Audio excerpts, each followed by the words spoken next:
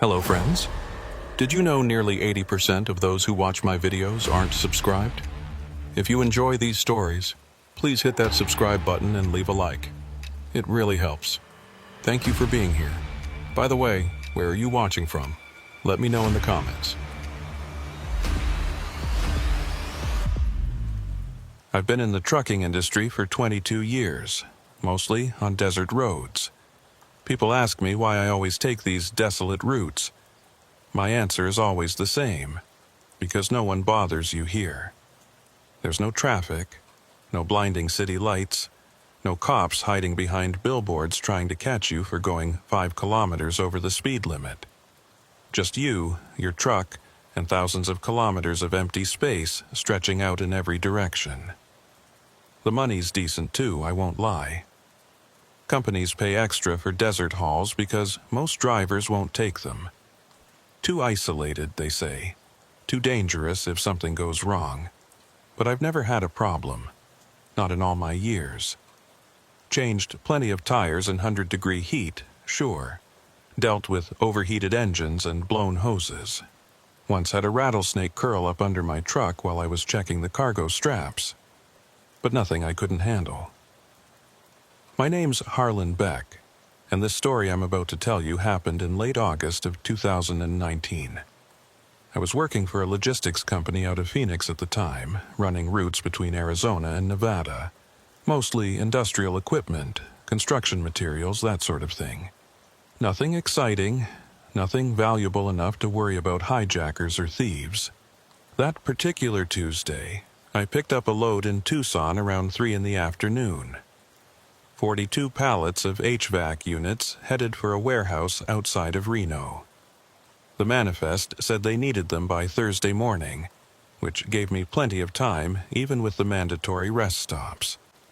But I wanted to get ahead of schedule, maybe have a day to myself in Reno before heading back. So I planned to drive straight through the night, cutting across some of the emptier stretches of desert highway. The sun was already starting its descent when I merged onto Interstate 10, heading west. I could see it in my side mirror, this massive orange ball sinking toward the horizon, turning the sky into layers of red and purple and gold. Beautiful in a way that makes you feel small. Out here in the desert, you're reminded constantly that you're just a speck. Just a tiny dot of metal and flesh crawling across something vast and ancient and completely indifferent to whether you live or die. I had my CB radio tuned to Channel 19, the trucker channel, but it was mostly quiet. A few scattered transmissions from other drivers, talking about road conditions and speed traps, but nothing much. The further west I got, the quieter it became. By the time I crossed into Arizona's western territories, I hadn't heard another voice in over an hour. The heat was brutal, even with the AC cranked up. I kept a cooler full of water bottles within reach, going through them faster than I'd anticipated. My shirt was soaked through with sweat, sticking to the seat back. Outside, the desert rippled with heat waves, making the distant mountains shimmer and dance like they weren't quite real. I stopped once around 7 p.m. at a truck stop just past Quartz Site. Grabbed some food, topped off the diesel, used the restroom. The place was nearly empty, just a couple other rigs parked in the lot, and an old man behind the counter who barely looked up when I paid. I remember thinking how dead everything felt, how the whole world seemed to be holding its breath in the heat. Back on the road, I watched the sun finally disappear, leaving behind this twilight that turned everything gray and shadowy. The temperature started to drop, which was a relief, but it also brought this eerie quality to the landscape. All those rock formations and Joshua trees became silhouettes, like paper cutouts against the darkening sky. By the time I crossed into California and merged onto Highway 95 heading north, it was full dark. No moon that night, or if there was one, it was hidden behind clouds. The only light came from my headlights cutting through the blackness, and even those seemed to be swallowed up by the desert. I could barely see 50 feet in front of me. That's when I noticed the first strange thing. My radio, which had been silent for hours, suddenly crackled with static. Not unusual in itself, radio signals get weird out in the desert, bouncing off rock formations and getting scattered by all that empty space. But this static had a pattern to it, almost like breathing. In and out, in and out. This rhythmic hiss that made the hair on my arms stand up. I reached over and changed the channel, but the static followed me. Every frequency, same thing. That breathing sound underneath the white noise. I told myself it was just interference, maybe from a distant storm or some military installation. The desert's full of places where they test things they don't want the public knowing about. But it bothered me more than it should have. I turned the radio off completely, preferring silence to that unsettling sound. Now, all I could hear was the rumble of my engine, the hiss of air brakes occasionally, the tick-tick-tick of my turn signal when I changed lanes to avoid debris on the road, and underneath it all, a ringing in my ears from the long silence, that high-pitched tone you get when everything's too quiet. Around 11 p.m., I passed through Needles, one of the last towns before entering the real, empty stretches. The place was like a ghost town at that hour, just a few scattered lights and closed businesses. I considered stopping for coffee, but decided against it.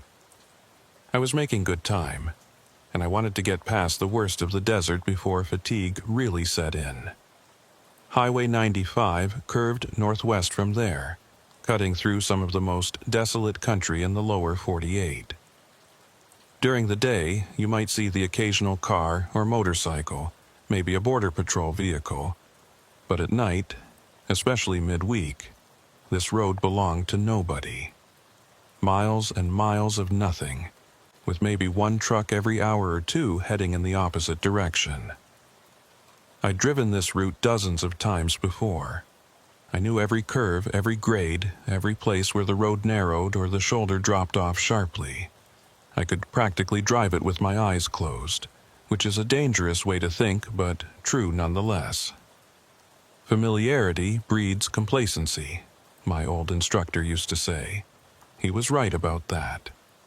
The thing is, out here in the dark, even familiar roads start to feel alien. The darkness changes everything, makes distances impossible to judge, turns ordinary rocks and cacti into shapes that look almost human in your peripheral vision. Your mind starts playing tricks on you, filling in details that aren't there, seeing movement where there's only stillness. I was about an hour north of Needles when I saw the lights. Just for a second, way out in the desert to my right. 2 small points of white light, like headlights but stationary. They were maybe half a mile off the highway, or what looked like half a mile in the dark. Hard to tell distances at night. I slowed down slightly, trying to get another look, but they were gone. Nothing out there but blackness. I figured it was probably another trucker who'd pulled off to sleep, or maybe some campers. People do stupid things in the desert, driving off-road in regular vehicles, getting stuck, running out of gas. Search and rescue pulls out bodies every summer. People who thought they could handle it and found out too late they couldn't. But something about those lights nagged at me. They'd been too far off the road for any vehicle to reach without serious off-road capability, and I hadn't seen any tracks or trails leading that direction. The desert floor out here is hard-packed calichy in some places, soft sand in others. But either way, you'd see evidence of a vehicle passing. I kept driving, trying to shake off the unease that was settling over me. The temperature inside the cab had dropped enough that I turned off the AC and cracked my window instead. The night air that rushed in was cool and dry, carrying with it the scent of creosote and dust, that distinctive smell of the Mojave that I'd grown so familiar with over the years. The highway stretched out ahead of me, a ribbon of gray asphalt marked by faded white lines and the occasional reflector. On either side, the darkness was absolute, broken only by the faint silhouettes of mountains on the horizon. No hares visible tonight, which was unusual. The desert sky is usually so clear you can see the Milky Way like a splash of paint across the heavens. My CB crackled again, making me jump. I'd forgotten I'd turned it off, but apparently I'd only turned down the volume. The speaker hissed and popped, and through the static I could swear I heard something. Not a voice exactly, but something almost like words, too distorted to make out. I reached over and turned it off completely this time, unplugging it from the power socket. Around midnight, I passed mile marker 158. I remember it specifically because there was a small white cross there on the side of the road, one of those roadside memorials people put up for loved ones who died in accidents. This one looked old, weathered by years of sun and wind. Someone had left plastic flowers there once, but they'd faded to colorless husks, barely clinging to the base of the cross. I'd seen that cross dozens of times before. It was a landmark I used to gauge my progress on this route. But tonight, something about it looked different. Maybe it was just the way my headlights hit it, but I could swear the cross was facing a different direction than usual, like someone had moved it, rotated it 90 degrees, so instead of facing the road, it faced out into the desert. I told myself I was wrong, that I was just tired and seeing things wrong.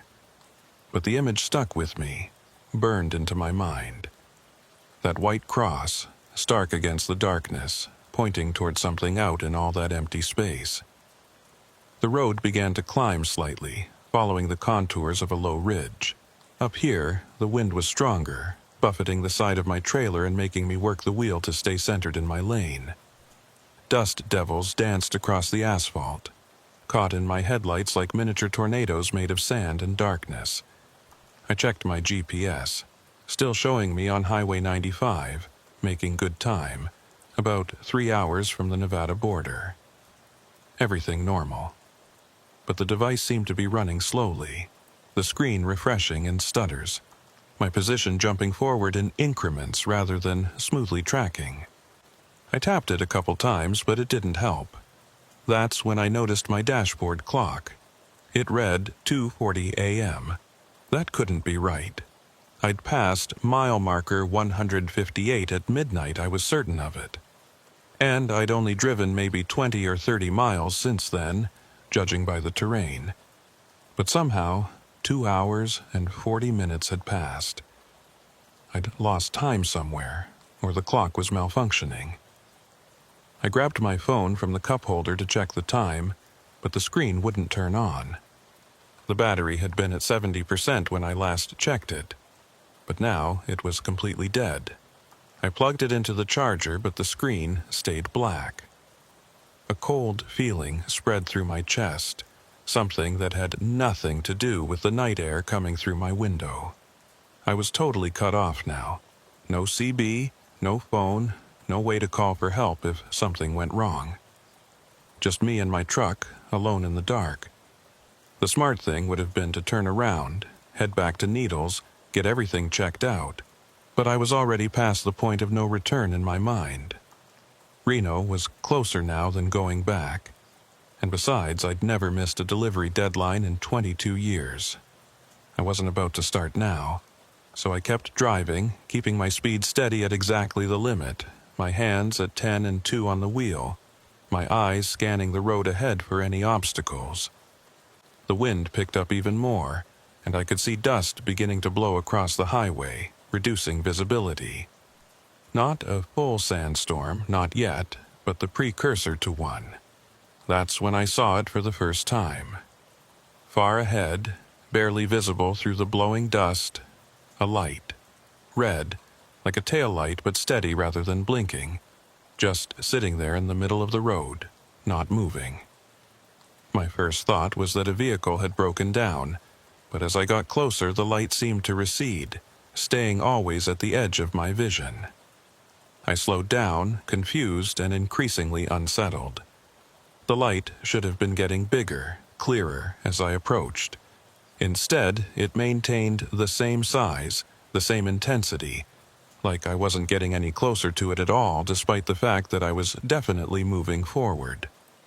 Then, without warning, it vanished, just blinked out of existence, leaving nothing but empty road ahead. I could feel my heart hammering in my chest, my mouth gone completely dry. I fumbled for one of my water bottles, but my hands were shaking so badly I almost dropped it. "Get it together, Harlan," I told myself.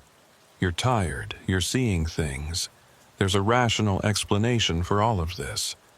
The clock malfunction, the dead phone, the light, all just coincidence and fatigue and the weird effects the desert has on electronics." But I didn't believe it, not really. Something was wrong. Something I couldn't explain or rationalize away. And the worst part was I still had hours to go before I reached civilization. The dust was getting thicker now, creating a haze in my headlight beams. Visibility had dropped to maybe 30 feet, forcing me to slow down to 40 miles per hour. The wind howled around the cab, making a sound like voices, like screaming, but I knew it was just air rushing over metal. Had to be. I'd been through sandstorms before, plenty of them. They're a fact of life in desert trucking. You either push through them carefully or you pull over and wait them out, depending on the severity. This one wasn't too bad yet, but it was building. I could feel it in the way the wind came in gusts, each one stronger than the last, rocking the trailer slightly despite its weight. The sky had taken on a weird orange tint, even though it was the middle of the night. The dust reflected what little light there was, creating this sickly glow that made everything look wrong, unnatural. I'd never seen anything quite like it, and I'd driven through storms where the sun disappeared completely, where day turned dark as midnight. Around mile marker 175, I passed an old gas station. I almost missed it in the dust, just caught a glimpse of it off to the right. One of those ancient places from the 50s or 60s, the kind with rounded corners and big plate glass windows, long since abandoned. The pumps were still there, just rusted shells now. The price signs showing numbers that wouldn't buy you a gallon anywhere anymore. Something made me slow down even more as I passed it. The windows were all broken out, and through the empty frames, I could see into the interior. Or I thought I could. The dust made everything hazy and indistinct. But I could swear I saw a light in there, a faint glow, like a lantern or a flashlight. Probably just reflection from my headlights, I thought. Or maybe some homeless person taking shelter. Either way, not my problem. I had a delivery to make, and stopping now would only put me further behind schedule, especially in this dust. But as I accelerated past the station, I glanced in my side mirror and froze. There was someone standing in front of the building, barely visible through the swirling dust. Just a silhouette, but definitely human-shaped, and definitely watching me drive away. Standing perfectly still in the middle of a sandstorm like it was nothing. I jerked my eyes back to the road, my heart racing again. When I looked back at the mirror a second later, the figure was gone. Nothing there but dust and darkness, and that abandoned building receding into the distance. My hands were cramping from gripping the wheel so hard. I forced myself to relax, to breathe. This was getting ridiculous. I was letting my imagination run wild, seeing threats where there were none. The fatigue was catching up with me, making me paranoid and jumpy. I needed to focus on the practical concerns. The storm was getting worse, and I had to decide whether to push through or find a place to pull over. The shoulder was barely visible, and I had no idea how stable the ground was off the pavement. Last thing I needed was to get the truck stuck in sand and have to wait for a tow, which could take hours or even days out here. The GPS was still acting strange, the screen flickering and freezing. My position would update, then jump backwards, then forward again, like I was teleporting along the highway. The map display had started showing roads that I knew weren't there, little side routes branching off into the desert where nothing existed but sand and rock. I tried the CB radio again, plugging it back in and turning it on despite my earlier unease. If there were any other trucks nearby, I wanted to know about it. Wanted to hear another human voice. The static came back immediately, that same rhythmic quality I'd noticed before. But now it seemed louder, more insistent. "Any drivers out there on 95? I called into the mic, my voice sounding strange and hollow in the cab. "This is northbound trucker at mile marker 175. Looking for information on weather conditions ahead. Anybody copy?" Nothing but static in response. Not even a fragment of another conversation, which was unusual. The trucker channel is usually active somewhere, even in the dead of night, even in the most remote areas. But tonight, the airwaves were dead except for that steady, breathing static. I was about to give up when a sound came through the speaker that made my blood run cold. A single word, barely audible through the interference, spoken in a voice that didn't sound quite human. "Turn." I stared at the radio, unable to believe what I'd just heard. "Say again?" I said, trying to keep my voice steady. "Did someone just transmit?" The static continued unchanged. No response, no clarification, just that endless hiss in and out like breathing. I turned the volume down but left the radio on, not wanting to completely cut myself off from the possibility of human contact. The road had started to decline now, dropping down into a broad valley. Through the dust, I could see the vague shapes of rock formations on either side, tall spires and mesas that looked like sentinels watching over the highway. In daylight, this was actually a pretty scenic stretch, one of the few places where the desert's stark beauty really showed itself. But tonight, those formations looked menacing, their shadows deep and absolute, hiding God knows what. And the valley floor ahead was completely obscured by the dust, making it impossible to see more than a few dozen feet.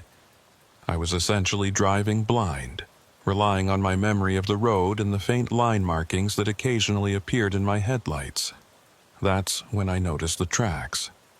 Tire tracks, crossing the highway at an angle, heading from the left shoulder to the right. They were fresh, I could tell. The dust hadn't filled them in yet, and the edges were still sharp. Big tracks, too, from a truck similar in size to mine. I slowed down even more, following the tracks with my eyes. They led off the right side of the road and disappeared into the desert. No vehicle in sight, no lights, nothing. Just those tracks, suggesting that another trucker had driven straight off the highway and into the waste.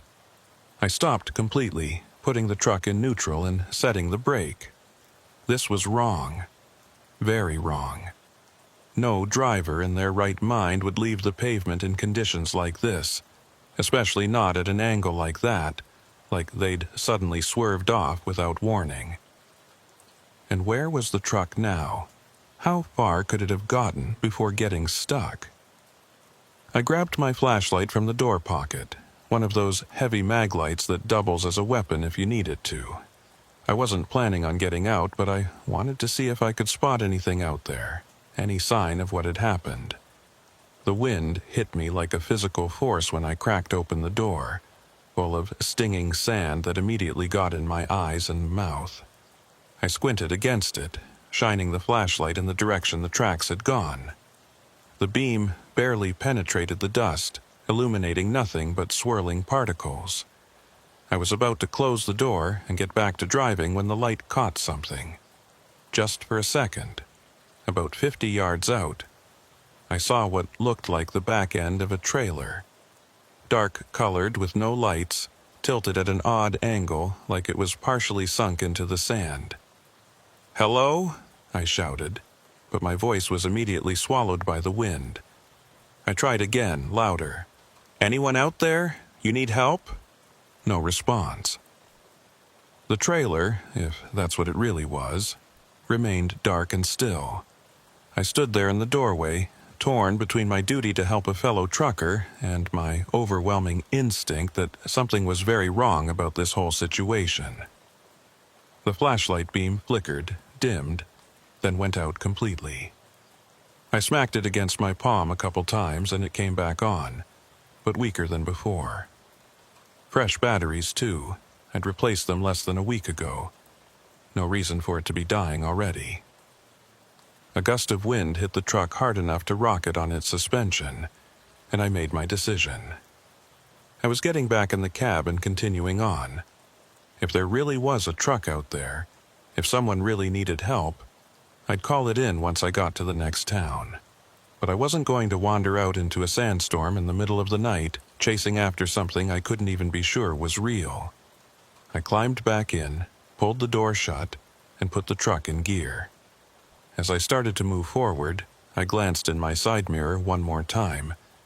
The beam of my maglite had been pointing in that direction, still shining out through the dust. And in that beam, I saw something move. Not the wind moving dust, but something solid, something big, crossing from left to right. I floored it, or as close to flooring it as you can in a fully loaded semi. The engine roared, the transmission shifted hard, and the truck lurched forward, leaving whatever I'd seen behind in the dust and darkness. My heart was hammering so hard I could hear it over the engine noise, feel it in my throat. The road climbed again, and the dust began to thin slightly as I gained elevation. I could breathe a little easier, both literally and figuratively. Behind me, the valley was lost in an orange-brown haze, hiding whatever was down there. I checked the dashboard clock, 4:17 a.m., but that couldn't be right either. It had been 2:40 when I first noticed the time discrepancy, and I couldn't have been driving for more than an hour since then. Yet the clock insisted that nearly 2 more hours had passed. Either it was broken, running fast, or I was losing time somehow.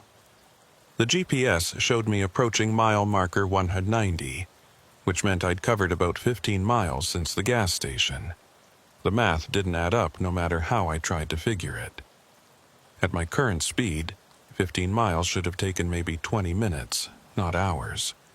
I fumbled with my phone charger again, hoping it had revived, but the screen remained dark, dead as a stone. All my connections to the outside world were severed. No way to call for help, no way to report what I'd seen, no way to verify whether what was happening was real or just exhaustion-induced hallucination.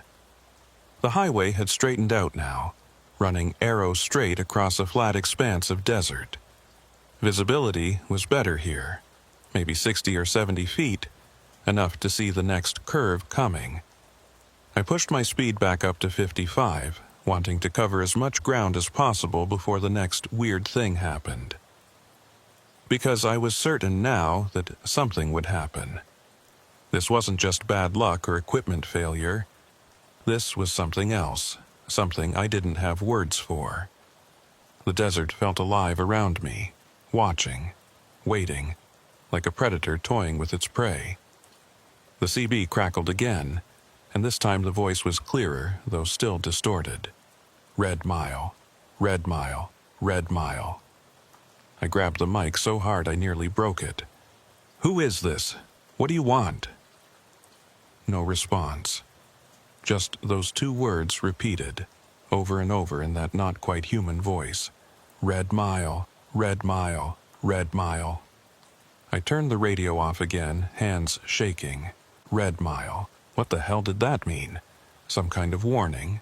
A location? Or just nonsense, random words generated by atmospheric interference? But even as I tried to rationalize it, I knew better. This was targeted, specific.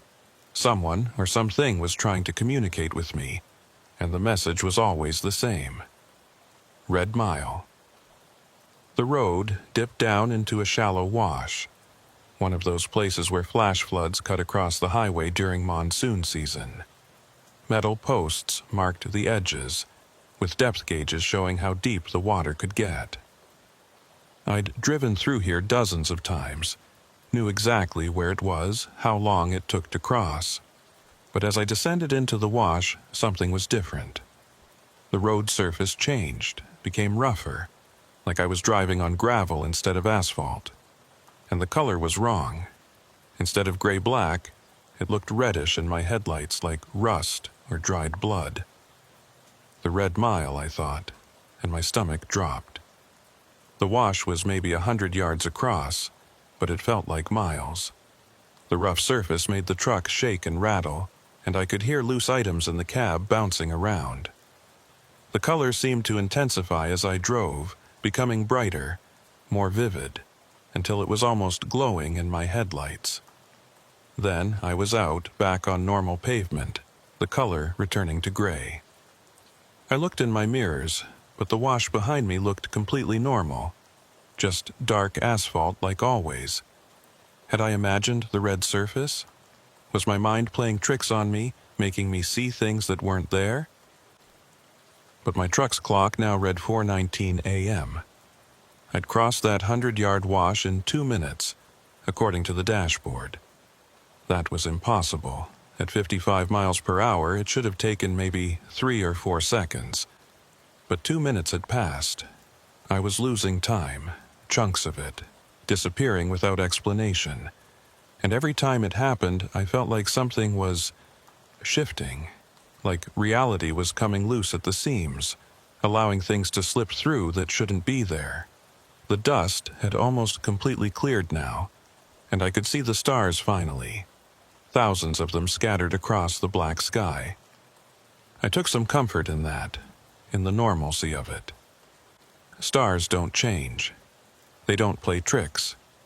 They're just burning balls of gas billions of miles away, indifferent to human concerns. But even that comfort was short-lived. Because, as I watched, one of the stars moved. Not drifted the way satellites do, but jerked, like a light switch being flipped on and off in rapid succession. And then another one did the same thing, and another. I forced myself to look away, to focus on the road. The stars aren't moving, I told myself. It's just your eyes. Just fatigue making you see motion where there is none. Keep driving. Keep focused. You're almost to Nevada, almost to civilization. But I couldn't shake the feeling that I was wrong, that something fundamental had changed. The desert around me didn't feel empty anymore. It felt full, crowded with invisible presences, watching eyes, things that had no names. The CB crackled one more time, and through the static, I heard something that made me want to cry. Breathing. Not the rhythmic static from before, but actual human breathing, ragged and desperate, like someone running. And underneath it, faint but unmistakable, the sound of footsteps. Running footsteps, getting closer. I didn't turn the radio off this time. I needed to know, needed to hear what came next. The footsteps grew louder, faster, and then suddenly stopped. A moment of silence, just the hiss of static, and then a voice, clear as day. It's still following me. That's all. No explanation, no context. Just those 4 words, spoken in a tone of absolute terror. And then the static returned, loud and overwhelming, drowning out everything else. I don't know how long I drove after that. Time had become meaningless, the dashboard clock jumping forward in irregular increments that bore no relation to my actual movement. Sometimes I'd look down and only a minute had passed.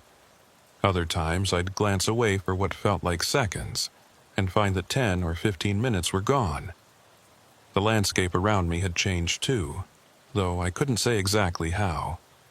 The rock formations seemed different, arranged in patterns I didn't recognize. The road still ran straight and true, but the mile markers weren't appearing where they should. I'd gone from marker 190 to 195 to 203, skipping numbers, sometimes going backwards. The GPS had given up entirely, showing nothing but a blank screen with a blinking cursor. Around what the clock claimed was 5:45 a.m., though the sky showed no sign of approaching dawn, I entered what I can only describe as a dead zone. Everything became muffled, distant, like I was underwater. The engine noise faded to a dull rumble. The wind stopped completely. Even my own breathing sounded far away, like it was coming from someone else's lungs. The dust returned in full force, but this time it didn't blow or swirl. It just hung in the air, perfectly still, creating a wall of gray-brown that my headlights couldn't penetrate. I was forced to slow to a crawl, maybe 10 miles per hour, feeling my way forward more than actually seeing the road. That's when the lights started appearing. Not headlights, not taillights, but small points of light off in the desert, scattered at irregular intervals. Sometimes on the left side of the road, sometimes on the right, sometimes both. They'd appear for a few seconds, then wink out, only to reappear somewhere else.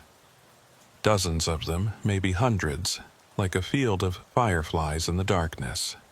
I tried to focus on just one, to track it and figure out what it was, but my eyes couldn't hold on to them. They'd be there in my peripheral vision, bright and clear, but the moment I looked directly at them, they'd vanish or shift position. It was maddening, disorienting, making me dizzy and nauseated. The CB had been silent for a while, but now it came alive again with a sound that wasn't static, wasn't a voice, wasn't anything I could identify. It was rhythmic, pulsing, almost musical, but in a way that hurt to listen to. I reached for the volume knob to turn it down, but my hand froze halfway there. Because, through the dust ahead, I could see something massive. A shape, darker than the surrounding darkness. Tall and irregular like a rock formation, but wrong somehow. It was blocking the road, or seemed to be, though the dust made it impossible to judge distance or size accurately. I slowed even more, nearly stopping. Every instinct screamed at me to turn around, to flee, but I couldn't. Behind me was only that strange valley and whatever had been moving in the dust. Ahead was, I didn't know what, but at least it was forward. At least it was progress. As I crept closer, the shape resolved itself into something that made my rational mind rebel against what my eyes were showing me. It was a truck. Or it had been a truck once.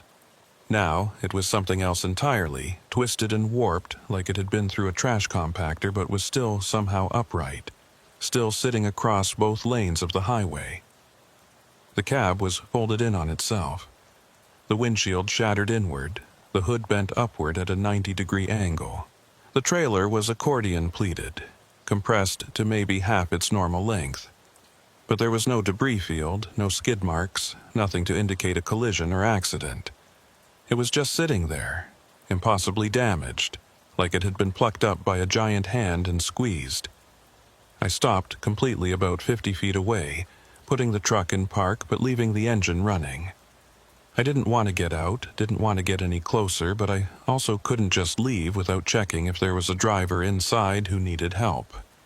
Even if they couldn't possibly be alive, I had to know. I grabbed my mag light, checked to make sure it was working. It was, surprisingly, and opened the door. The silence outside was absolute. No wind, no engine noise except my own, no desert sounds at all. Just perfect, dead silence that pressed against my eardrums like physical weight.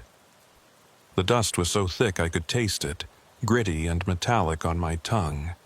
It clung to my skin, got in my eyes, made breathing difficult. I pulled my shirt up over my nose and mouth, using it as a makeshift filter, and started walking toward the wreck. With every step, I expected something to happen. For the wreck to suddenly move, or for something to emerge from the darkness, or for the dust to clear and reveal that there was nothing there at all. But none of that happened. The wreck remained still and silent, waiting. I could see now that it was similar in size and shape to my own rig, a long-haul freight truck, though I couldn't make out any company markings through the dust and damage. The paint job looked dark, maybe blue or black, but it was hard to tell. As I approached the cab, my flashlight beam swept across the driver's side door. The window was blown out, leaving just jagged teeth of glass around the frame. I shined the light inside, steeling myself for what I might see. Empty. The cab was completely empty.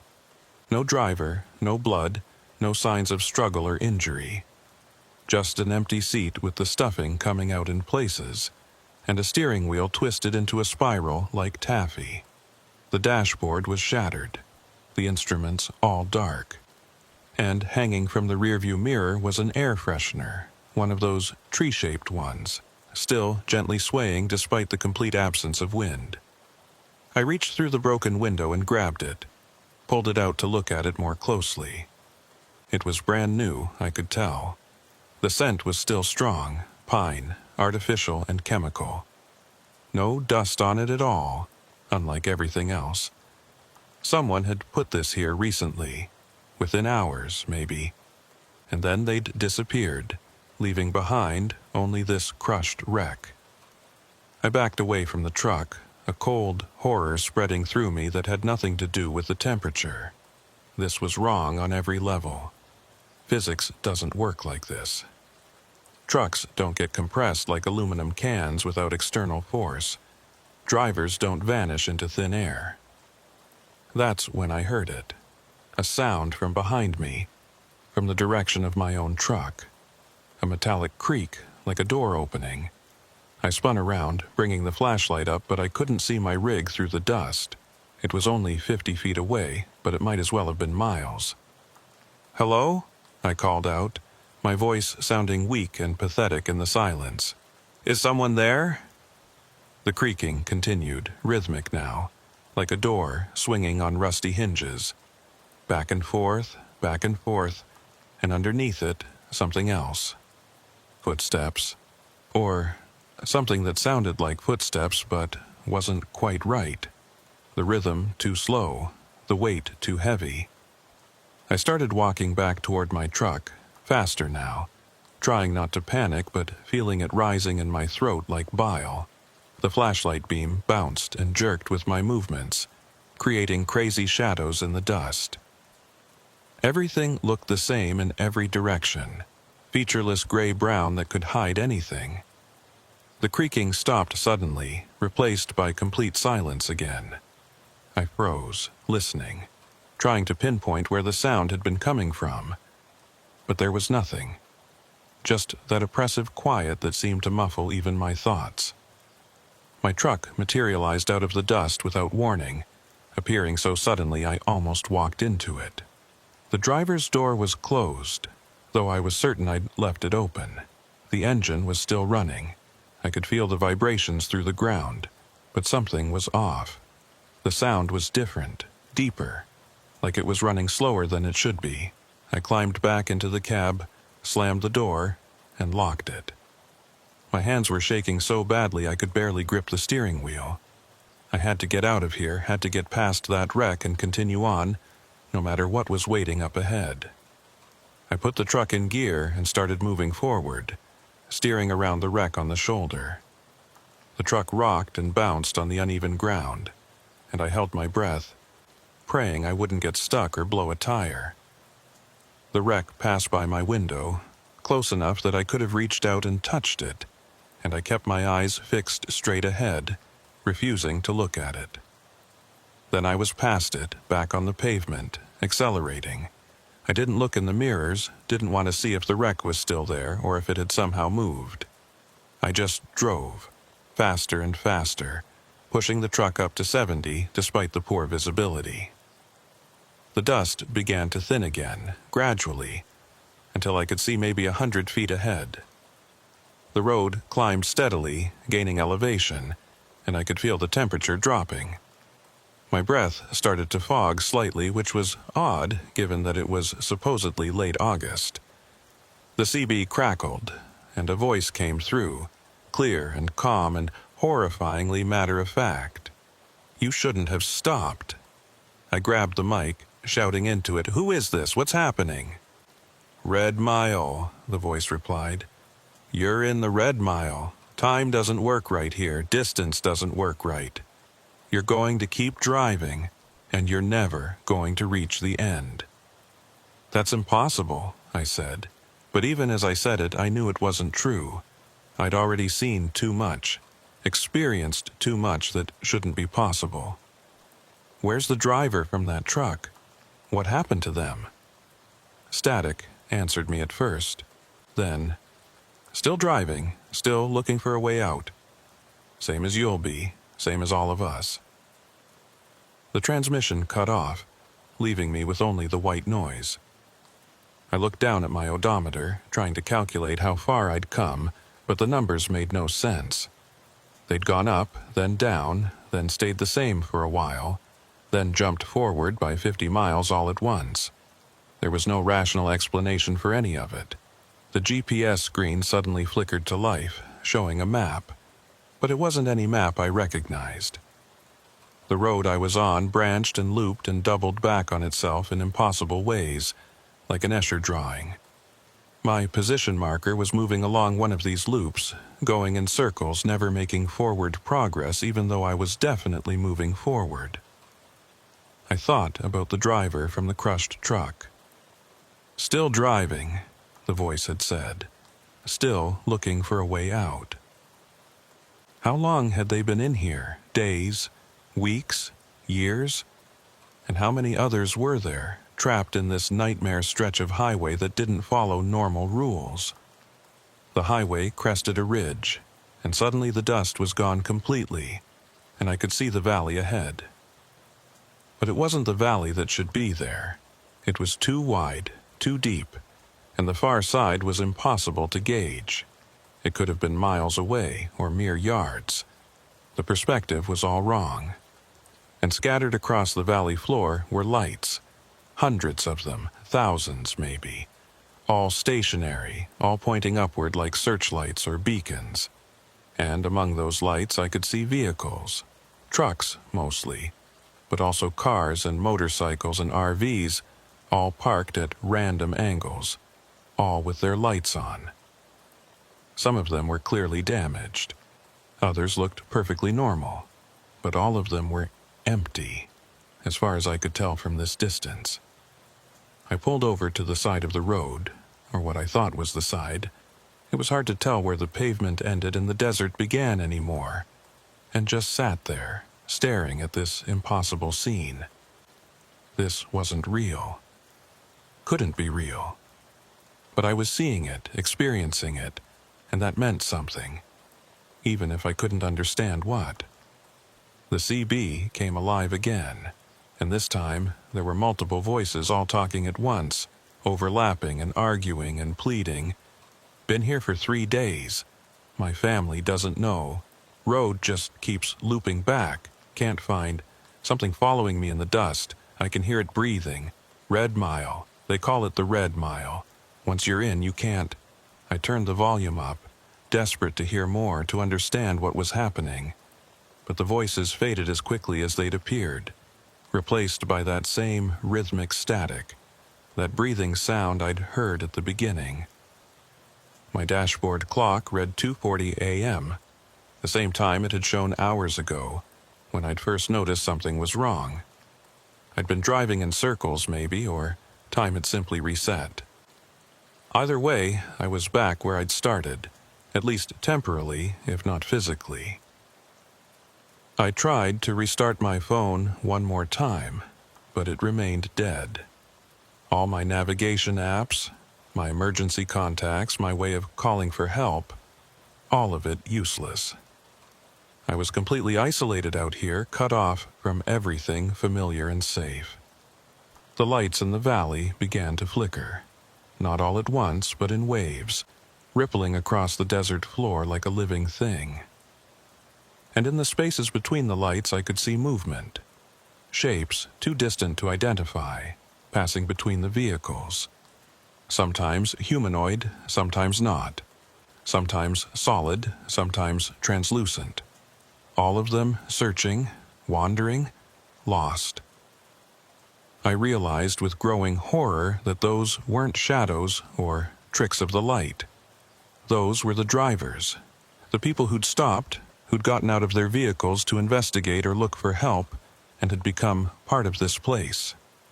They were still here, still trapped, still searching for a way out that might not exist. I put the truck back in gear, hands steady now despite the fear coursing through me. I wasn't stopping again, wasn't getting out. Whatever happened, I was staying in my cab, staying mobile, refusing to become one of those wandering shapes down in the valley. The road descended toward the valley floor, and as it did, the lights grew brighter, more intense, until they were almost painful to look at. I could see details on the abandoned vehicles now. Open doors, shattered windows, cargoes spilled across the ground. Some of them had been there for years, judging by the rust and decay. Others looked brand new, and standing among them, perfectly still, was a figure. Just one, directly in my path. I couldn't make out any features, just a dark silhouette against the lights. It didn't move as I approached, didn't react to my headlights at all, just stood there, waiting.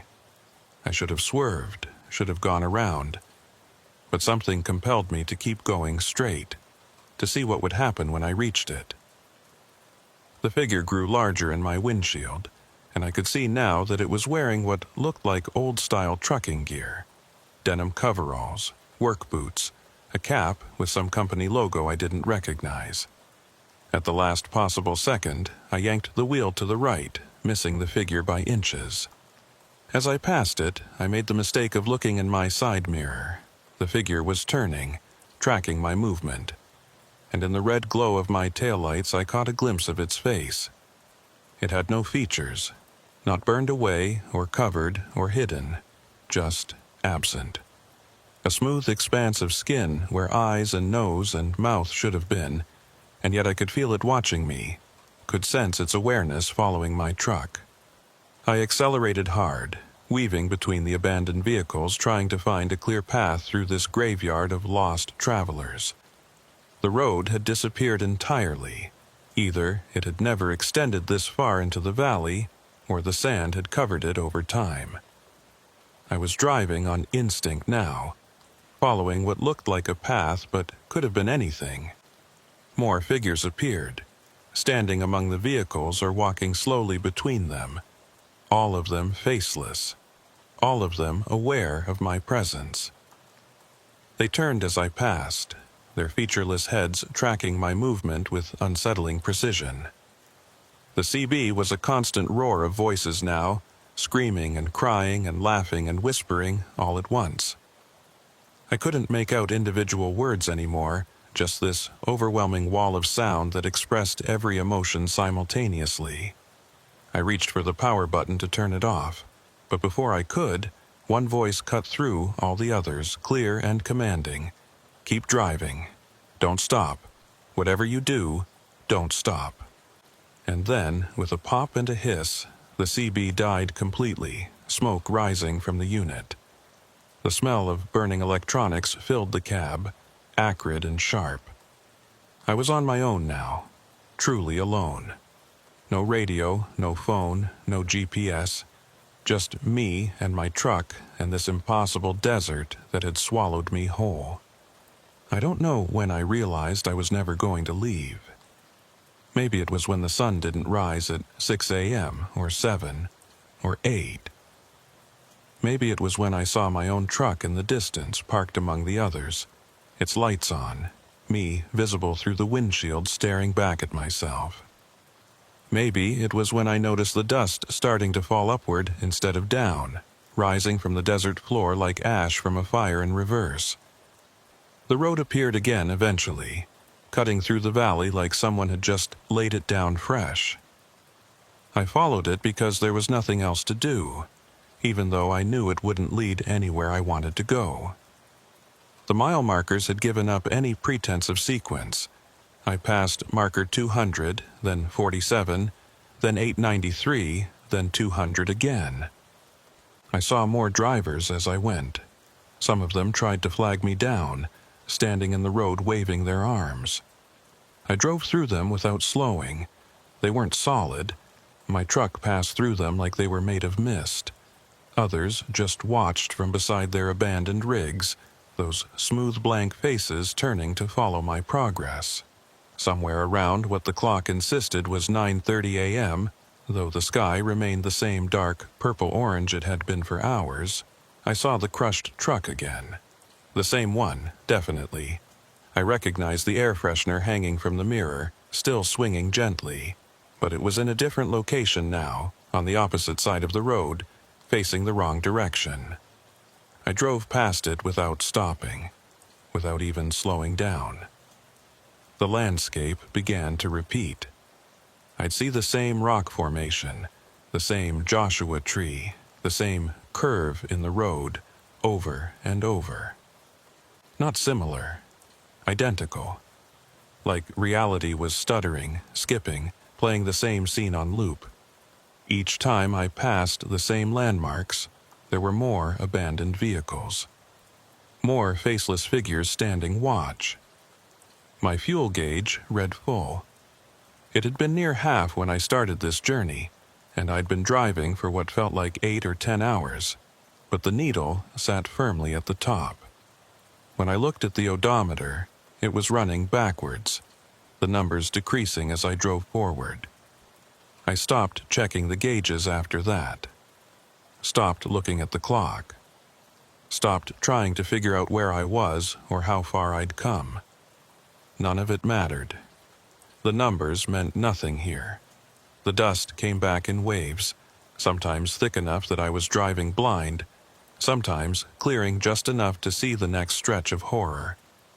During one clear period, I saw what looked like a rest stop ahead. Actual buildings, lights on, signs promising food and fuel and lodging. I almost cried with relief. But as I got closer, I could see that the buildings were wrong. The proportions were off, the angles too sharp or too shallow, the windows reflecting things that weren't there. The gas pumps were 10 feet tall. The doors opened onto nothing but more darkness. The neon signs advertised services in languages I didn't recognize, using symbols that hurt to look at. I kept driving. Something changed around what the clock claimed was 2:40 a.m. again. The air pressure shifted, making my ears pop. The color of the dust went from orange-brown to deep red, the color of rust or old blood, and in the distance I could hear something. Not voices or wind or engines, but a sound like grinding, like massive gears turning deep underground. The faceless figures began to move more purposefully now. Not just watching, but converging, following roads I couldn't see toward some central point ahead. I watched them in my mirrors, dozens of them, then hundreds, all walking in the same direction I was driving. A migration of the lost. I crested another rise and saw the source of that grinding sound. In the center of the valley, where all those abandoned vehicles had been clustered, something was emerging from the desert floor. Something huge and dark and made of angles that shouldn't exist in three-dimensional space. It rose slowly, shedding sand and dust, and those lights I'd seen earlier weren't lights at all. They were windows, or openings, and things moved behind them. The faceless figures walked toward it without hesitation, disappearing into those openings one by one. And I understood, suddenly and completely, that this was where they went. Where everyone ended up, eventually, if they stayed too long in the Red Mile. This was the destination, the final stop, the place where lost travelers went to be. I don't have words for what they went to be. I yanked the wheel hard left, leaving the road, driving directly away from that thing. My truck bounced and shuddered over the rough terrain, but I didn't care. I couldn't go there. Wouldn't go there. Death would be preferable. The grinding sound grew louder, angrier, like whatever that thing was didn't appreciate me fleeing. The dust turned from red to black, thick as oil, coating my windshield until I couldn't see anything at all. I kept driving anyway, steering by instinct, by feel, by desperation. And then, with a lurch that threw me forward against my seatbelt, everything changed. The dust was gone. The grinding sound was gone. The impossible structure was gone. I was on a normal highway, 2 lanes of gray asphalt marked with standard white lines, running through ordinary desert under an ordinary sky. The sun was just starting to rise, painting the eastern horizon pink and gold. My phone chirped from the cup holder. I grabbed it, hands shaking, and saw that it had turned on, showing full battery and a signal. The clock read 6:47 a.m. My GPS showed me on Highway 95, approximately 40 miles south of the Nevada border, exactly where I should be based on my original route plan. Everything was normal. Everything was fine, like nothing had happened at all. I pulled over immediately, stopping on the shoulder, and just sat there. My hands were still shaking. My shirt was soaked with cold sweat. My heart was hammering against my ribs. But according to every device in my truck, I'd just spent a normal night driving a normal route through normal desert. I checked my logbook, the paper one I kept for backup. The last entry was from when I'd left Tucson at 3 p.m. the previous day. No other entries. No record of stopping, no notes about what I'd experienced. Just blank pages. The fuel gauge read exactly where it should, given the distance I'd traveled. The odometer showed the correct mileage. Even my coffee cup in the cup holder was still half full and still warm, like I'd just poured it minutes ago instead of hours. I picked up my CB mic and called out, voice hoarse, "Any trucks out there? This is northbound on 95. Anyone copy?" Immediately, responses came back. Normal voices, normal conversations, drivers talking about weather and road conditions and truck stops. Everything perfectly, reassuringly mundane. But I noticed something as I sat there. On the pavement ahead of me, barely visible in the early morning light, there was a patch of discoloration. A reddish stain, maybe 10 feet across, right there in my lane. It could have been anything, oil, rust, dirt, but it was red, very red. I pulled back onto the highway and drove through it, and for just a second, just a fraction of a second, I felt that same pressure change, heard that same grinding sound, saw the dust starting to form. Then I was through, and everything was normal again. I completed my delivery in Reno on time, handed off the cargo, got my paperwork signed, found a motel and slept for 14 hours straight. When I woke up, I tried to convince myself it had all been a fatigue-induced hallucination, that I'd just pushed too hard and my brain had rebelled with an extraordinarily vivid nightmare.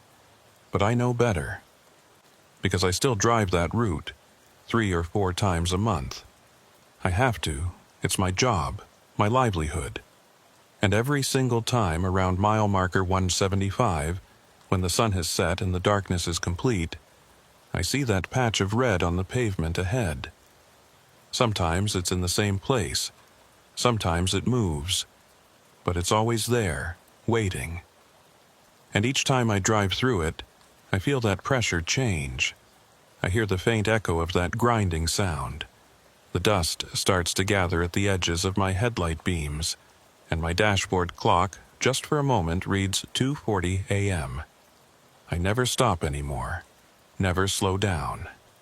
I keep my CB turned off, my phone charged, my fuel tank full. I drive through that patch of red as fast as I safely can. And I don't look in my mirrors because I don't want to see what might be standing there on the shoulder, watching with a smooth and featureless face. The red mile is still there.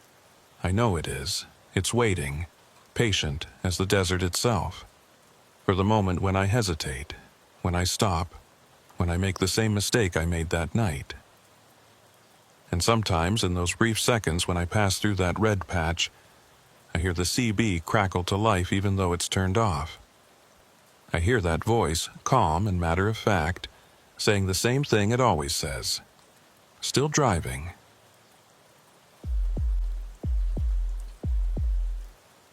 I've never been one for superstition. My daddy raised me practical, taught me that there's a rational explanation for everything if you look hard enough.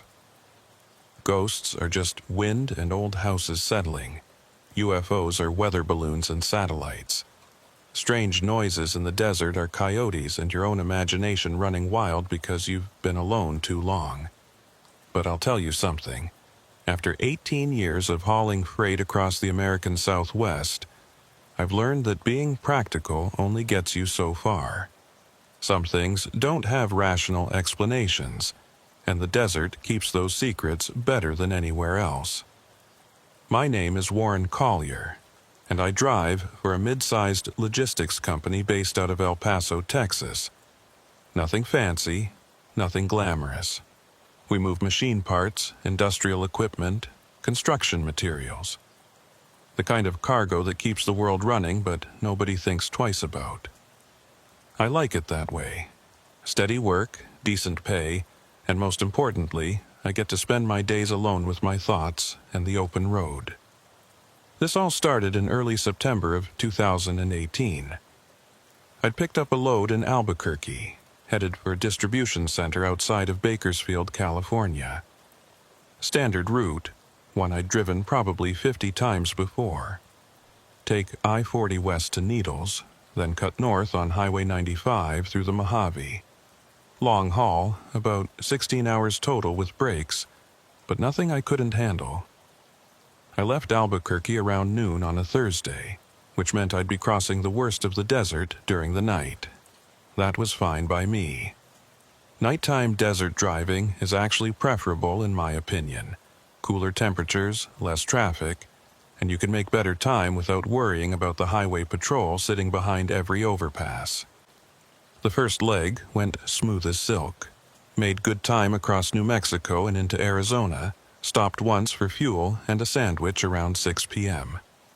The sun was setting as I pulled back onto the interstate, painting the desert in those shades of orange and purple that people pay good money to see in paintings, but we get for free out here. I had my radio tuned to a country station out of Flagstaff, volume low, just background noise to keep the silence from getting too heavy. My CB was on channel 19 like always, quiet, except for the occasional trucker checking in with weather updates or asking about road conditions ahead. Everything normal, everything routine. By the time I crossed into California around 9 p.m., full dark had settled in.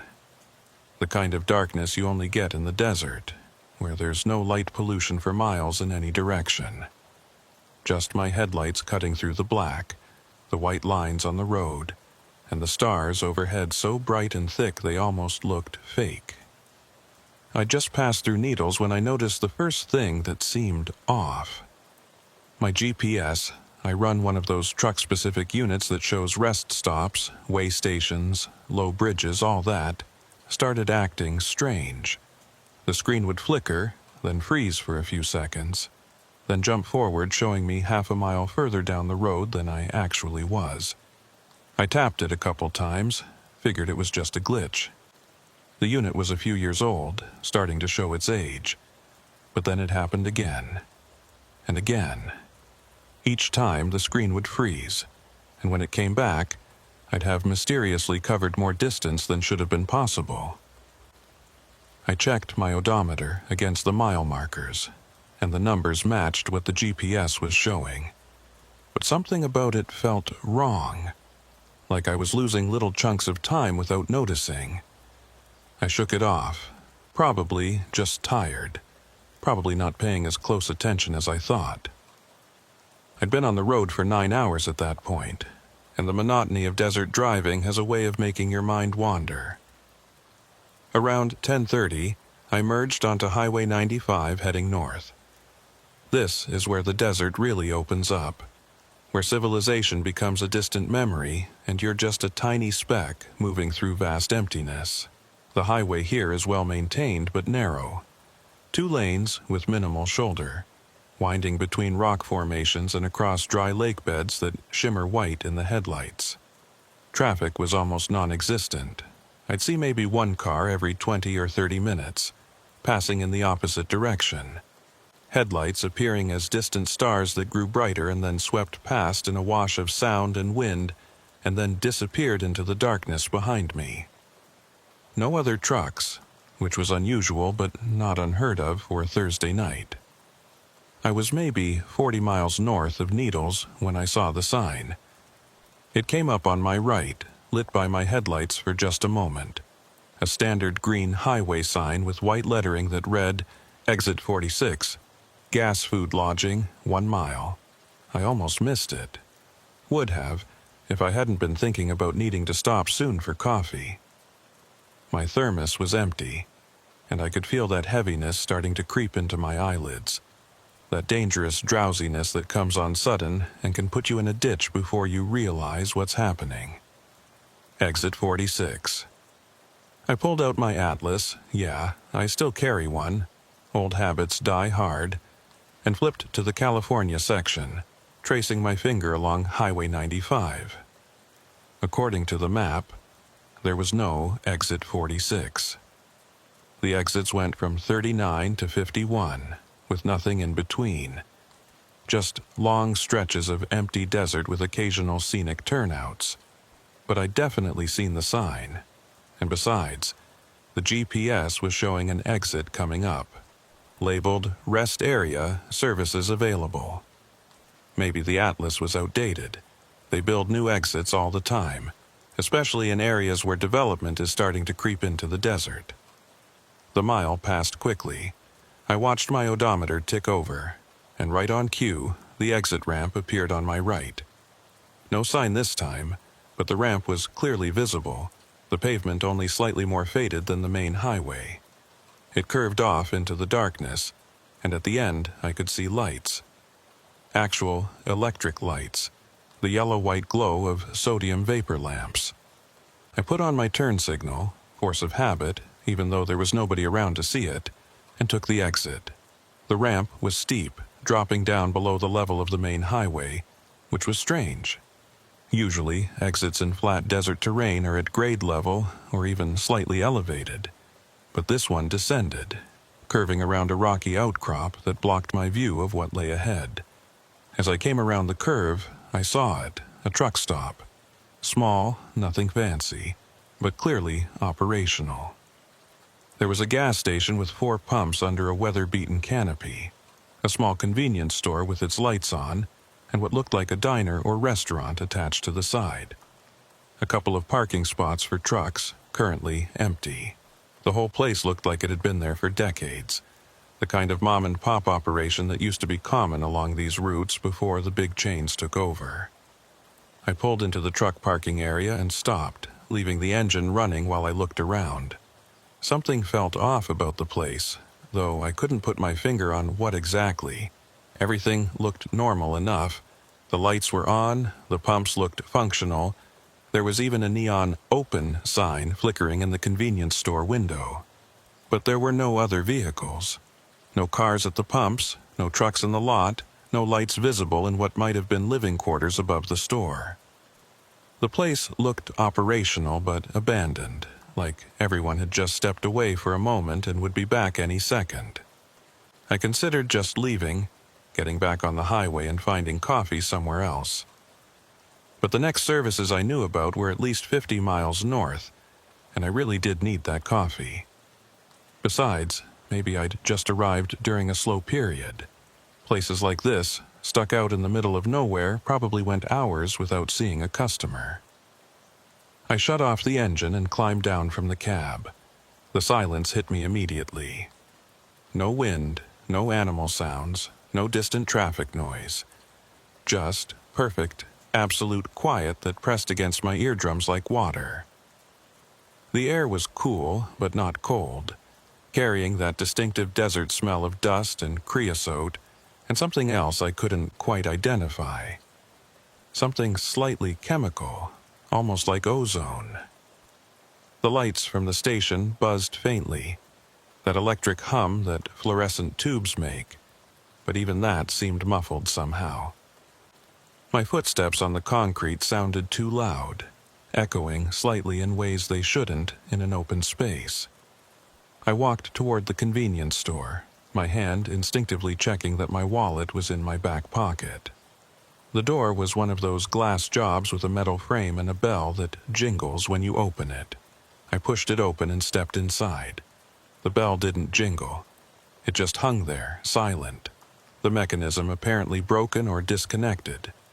The interior was larger than it had looked from outside, stretching back into shadows that the overhead lights didn't quite reach. The shelves were fully stocked: chips, candy, beef jerky, all the usual truck stop fare. There was a coffee station along the back wall, with 3 pots sitting on warmers. The little lights were on, showing that the coffee was ready. But there was no one behind the counter. No clerk, no manager, nobody. "Hello," I called out, my voice sounding strange and flat in the empty store. "Anyone here?" No response. I waited a moment, then walked toward the counter. There was a bell there, the kind you tap for service, and I hit it once. The ding seemed to go on forever, fading slowly into that heavy silence. Still no response. I looked around more carefully now, noticing details I'd missed at first. The magazines in the rack by the door. They looked current, showed recent dates. The prices on the shelves matched modern numbers, not old ones from decades ago. The credit card machine at the counter was new, one of those chip readers. This place was operational, or at least had been very recently. But where was everyone? I walked down one of the aisles, my boots squeaking slightly on the linoleum floor. The fluorescent lights overhead flickered occasionally, and I noticed that some of them were buzzing louder than others, creating this irregular rhythm that was somehow more unsettling than silence. At the end of the aisle, I found a door marked "Employees Only." It was slightly ajar, and through the gap I could see darkness beyond. Not the darkness of an unlit room, but something deeper, more absolute. It made my skin crawl just looking at it. I backed away from the door and turned around, heading for the coffee station instead. Whatever was or wasn't behind that door, it wasn't my business. I just needed coffee, and then I'd get back on the road. The coffee pots were full, steam rising from the liquid inside. I grabbed a large cup and filled it. Black. No sugar. The coffee smelled fresh, looked fresh, and when I took a cautious sip, it tasted perfect. Hot, but not scalding. Strong, but not bitter. I carried the cup back to the counter, planning to leave some money and go. There was no way to ring up the purchase without a clerk, but I wasn't about to steal. I pulled out my wallet and extracted a $10 bill, way more than enough for a cup of coffee, and set it on the counter. That's when I noticed the logbook. It was sitting beside the register, one of those composition notebooks with a black and white speckled cover, the kind truckers used to keep before everything went digital. Curious, I flipped it open. The pages were filled with entries handwritten in different styles, different inks. Names, dates, times, brief notes. I scanned through them, going backwards through the pages. Marcus Trent, Septi 2, 2018, 11:45 p.m., fuel and coffee, no one here. J. Davidson, Septi 1, 2018, 2:30 a.m., pumped gas, left money on counter, place empty. Sarah Chen, August 30, 2018, 1:15 a.m., where is everyone? The entries went back weeks, all with the same theme. Truckers stopping at this place, finding it empty, leaving notes about it. Some left money, some didn't bother. All of them commented on the absence of staff. I flipped further back, and the dates jumped. August 15th, then July 3rd, then June 11th. The entries were getting sparser the further back I went, and the handwriting was changing too, becoming older looking, the ink fading. Robert Hayes, May 8, 2017, 3 o'clock a.m. Second time here? Still no one, still works. L. Morrison, March 22, 2016, midnight. Thought I saw someone through the back window, but when I looked again, they were gone. Tommy Wu, December 17, 2015, 4:45 a.m.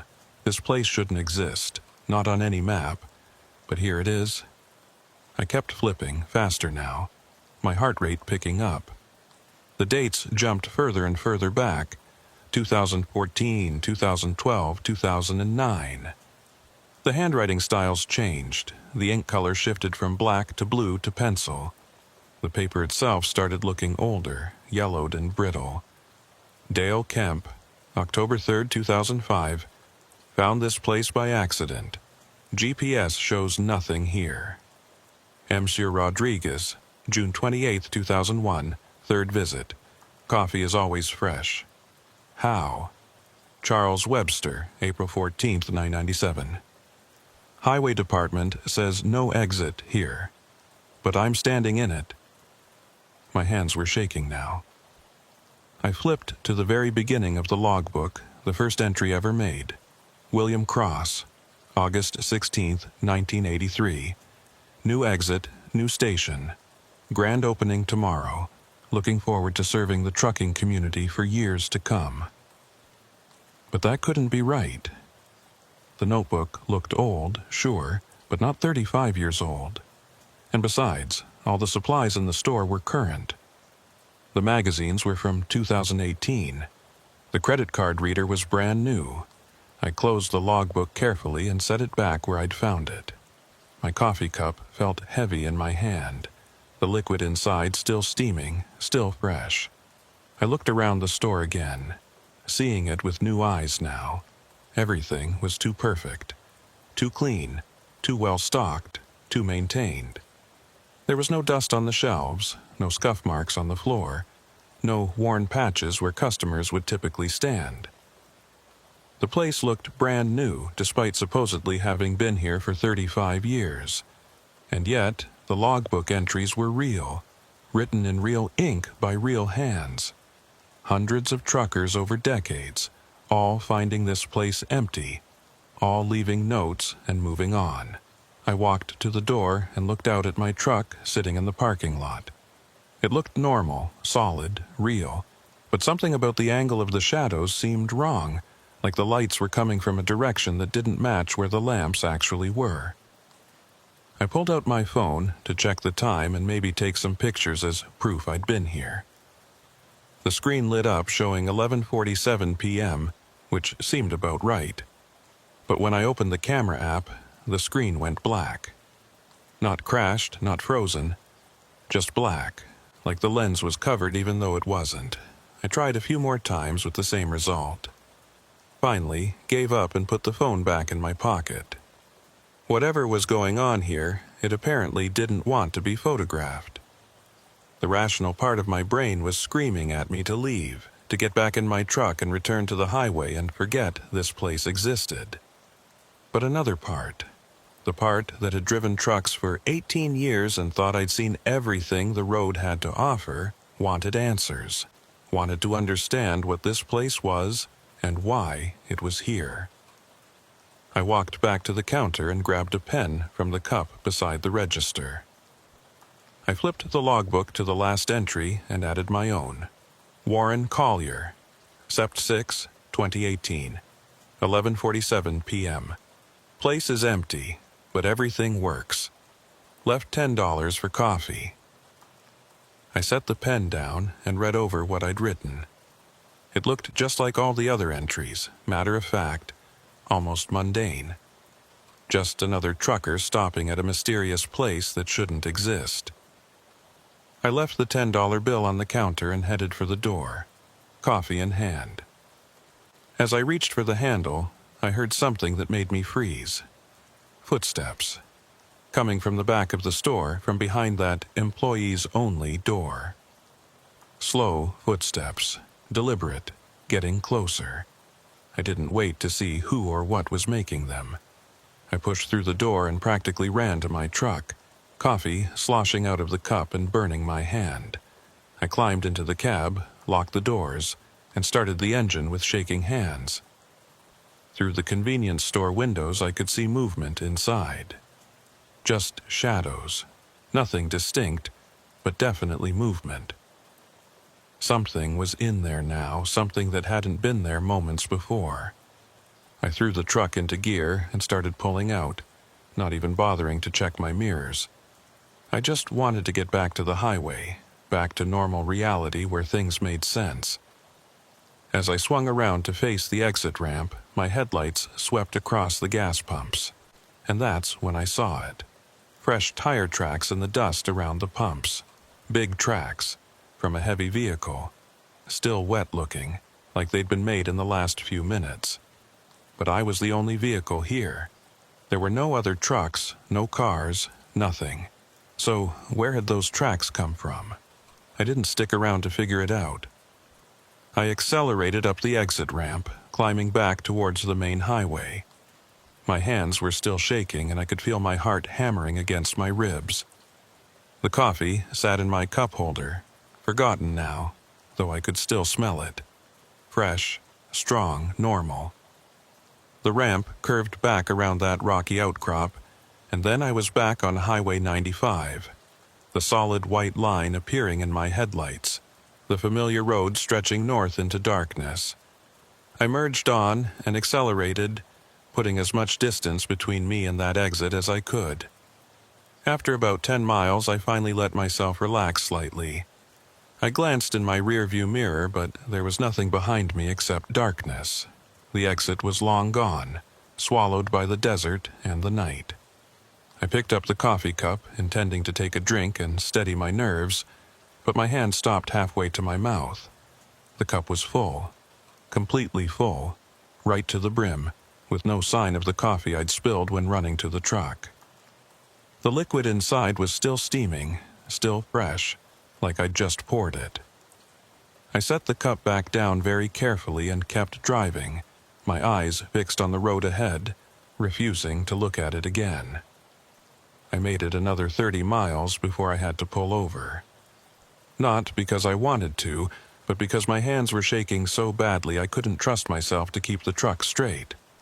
I found a scenic turnout with a bathroom and a couple of picnic tables, a normal, well-marked, definitely on the map rest area, and pulled in. There were 2 other vehicles there, a minivan with Colorado plates and a sedan with California tags. Real people, real vehicles. The sight of them made me feel marginally better, like I'd returned to normal reality. I grabbed my phone and tried to pull up Google Maps, wanting to see if exit 46 appeared on any digital maps. But I had no signal. Not unusual out here in the deep desert, but frustrating. I'd have to wait until I got further north to search for information. The coffee cup sat in my cup holder, still full, still steaming. I'd been driving for half an hour, and it should have cooled down by now, should have at least stopped steaming, but it looked exactly as it had when I'd first poured it. I reached out and touched the side of the cup carefully. It was hot, but not burning hot. Normal coffee temperature. I picked it up, swirled it slightly, and watched the liquid move in perfectly normal ways. It looked, smelled, and felt like regular coffee. I brought it to my lips and took a small sip. It tasted perfect. Exactly as good as that first sip back at the station. Rich, smooth, strong, without being bitter. The best cup of truck stop coffee I'd ever had, if I was being honest. I set it back down and stared at it, trying to figure out what was happening. The rational explanations I could think of didn't hold up. Spilled coffee doesn't magically refill itself. Hot coffee doesn't stay hot indefinitely. And yet here it was, defying basic physics right in front of me. Maybe I'd imagined spilling it. Maybe, in my panic, my memory had invented details that didn't happen. That was possible, right? The mind does strange things under stress. But I could remember it clearly. The coffee sloshing out as I ran. The burning sensation on my hand. the dark stain on my jeans where it had splashed. I looked down at my jeans now. No stain, not even a wet spot. Clean and dry like I'd just put them on. I got out of the truck and walked over to the restrooms, needing to splash some water on my face and take a minute to think. The building was standard Bureau of Land Management construction. Cinder block walls, steel door, single fluorescent light above the entrance. Perfectly normal. Perfectly mundane. The water from the sink was cold and tasted slightly mineral, typical of desert well water. I splashed it on my face, used the facilities, and walked back outside. The other vehicles were still there, and through the minivan's windows I could see kids asleep in car seats, a woman dozing in the passenger seat. Normal people on a normal road trip. I checked my watch, 12:31 a.m. I'd been on the road for about 12 and a half hours, which was about right given when I'd left Albuquerque and accounting for my stop in Arizona. No missing time, no gaps in memory, everything adding up the way it should. Except for exit 46. Except for that impossible truck stop with its logbook full of entries spanning 35 years. Except for the coffee that wouldn't cool down and wouldn't stay spilled. I walked around my truck, checking the tires and cargo straps out of habit. Everything looked good. The truck was solid and real, 53 feet of steel and rubber and diesel fuel, obeying all the normal laws of physics. I climbed back into the cab and pulled out my atlas again, studying the section of Highway 95 I'd just driven. The map showed nothing between exits 39 and 51, just as I'd thought. According to this atlas, published in 2017, exit 46 didn't exist. But I'd seen it. I'd taken it. I'd walked around that truck stop, touched its counters, drank its coffee. It was real, at least in some sense of the word. I grabbed my CB mic and keyed it, speaking into channel 19. This is northbound on 95. Anyone out there familiar with exit 46? The one with the truck stop?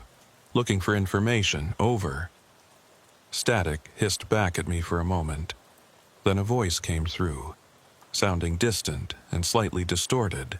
Exit 46? There's no exit 46 on 95, driver. You sure you got the right highway? Positive, I replied. I saw a sign for it about 40 miles south of my current position. Took the exit. There's a whole station there. Gas pumps, convenience store, the works. Silence for a few seconds, then, been driving this route for 20 years, friend. Never seen any exit 46. You sure you didn't dream it? Night driving can play tricks on your mind. Another voice chimed in before I could respond. Hold on, exit 46? I've heard stories about that place. From other drivers back in the day. Supposed to be some kind of ghost station or something. Shows up sometimes, then disappears. You didn't stop there, did you? My chest tightened. Yeah, I stopped. Got coffee. Why? Jesus, man. The second voice sounded worried now. The stories say bad things happen to people who stop there. They get turned around, lose time, see things that aren't there. One guy told me he stopped at that exit, and when he got back on the highway, he'd somehow jumped 50 miles north without remembering driving it. That's CB legend bullshit, the first voice cut in. Ghost stations, come on. This ain't some horror movie. Driver probably just missed his exit or misread a sign. I know what I saw, I said, my voice firmer than I felt. It was there. It was real. And the coffee, I stopped, realizing how crazy I was about to sound. The coffee, what? The second voice asked. I looked at the cup sitting in my holder, still steaming faintly. Nothing, never mind. Thanks for the information. I hung up the mic before they could respond. My hand was shaking again. Bad things happen to people who stop there. Lost time, seeing things that aren't there. Great, just great. I needed to get back on the road, needed to keep moving. Sitting here dwelling on this wasn't going to help. I'd finish the haul, deliver the cargo, and then maybe do some research when I had time and internet access. There had to be a rational explanation, there always was. I pulled back onto Highway 95 and continued north. The road stretched out in my headlights, white lines and dark asphalt, exactly as it should be. The mile markers appeared at regular intervals, counting upward in proper sequence. Everything normal, but I couldn't shake the feeling that something had changed. The desert looked the same but felt different, like I was driving through a slightly altered version of reality. The shadows seemed deeper, the stars too bright, the silence too complete. Around 1:15 a.m. I passed a semi coming the other direction. The standard trucker greeting, a brief flash of the headlights. But as the other truck passed, I could swear the driver was staring at me. His face pressed close to the side window, eyes wide like he'd seen something shocking. I checked my mirrors, but the truck disappeared into the darkness behind me without slowing down. The temperature was dropping. I could see my breath fogging slightly in the cab despite the heater running. Outside, the thermometer on my side mirror read 52 degrees, which was reasonable for a September night in the desert. But it felt colder somehow, like the cold was coming from inside me rather than the outside air. My phone suddenly buzzed, making me jump. I grabbed it from the cup holder, when had I put it there, and saw a text notification, but there was no sender name, and no message content. Just a blank text from no number. I deleted it and set the phone down, but it buzzed again immediately. Another blank text from nowhere. I turned the phone off completely and put it in the glove compartment. Whatever was happening, I didn't need the distraction. I had to stay focused on driving, on getting to Bakersfield and completing this haul.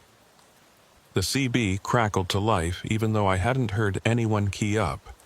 Exit 46, exit 46, services available. 1 mile. I grabbed the mic. Who is this? How are you broadcasting on my radio? No response. Just static and then that voice again. Exit 46, exit 46, services available. 1 mile. I looked ahead but saw no exit sign, no ramp, nothing but endless highway. The GPS screen was dark, turned off even though I hadn't touched it. I reached over to turn it back on, and it flickered to life, showing. I squinted at the screen, confused. According to the GPS, I was approaching exit 46. It showed up clearly on the map display, marked with icons for gas, food, and lodging. The distance counter ticked down.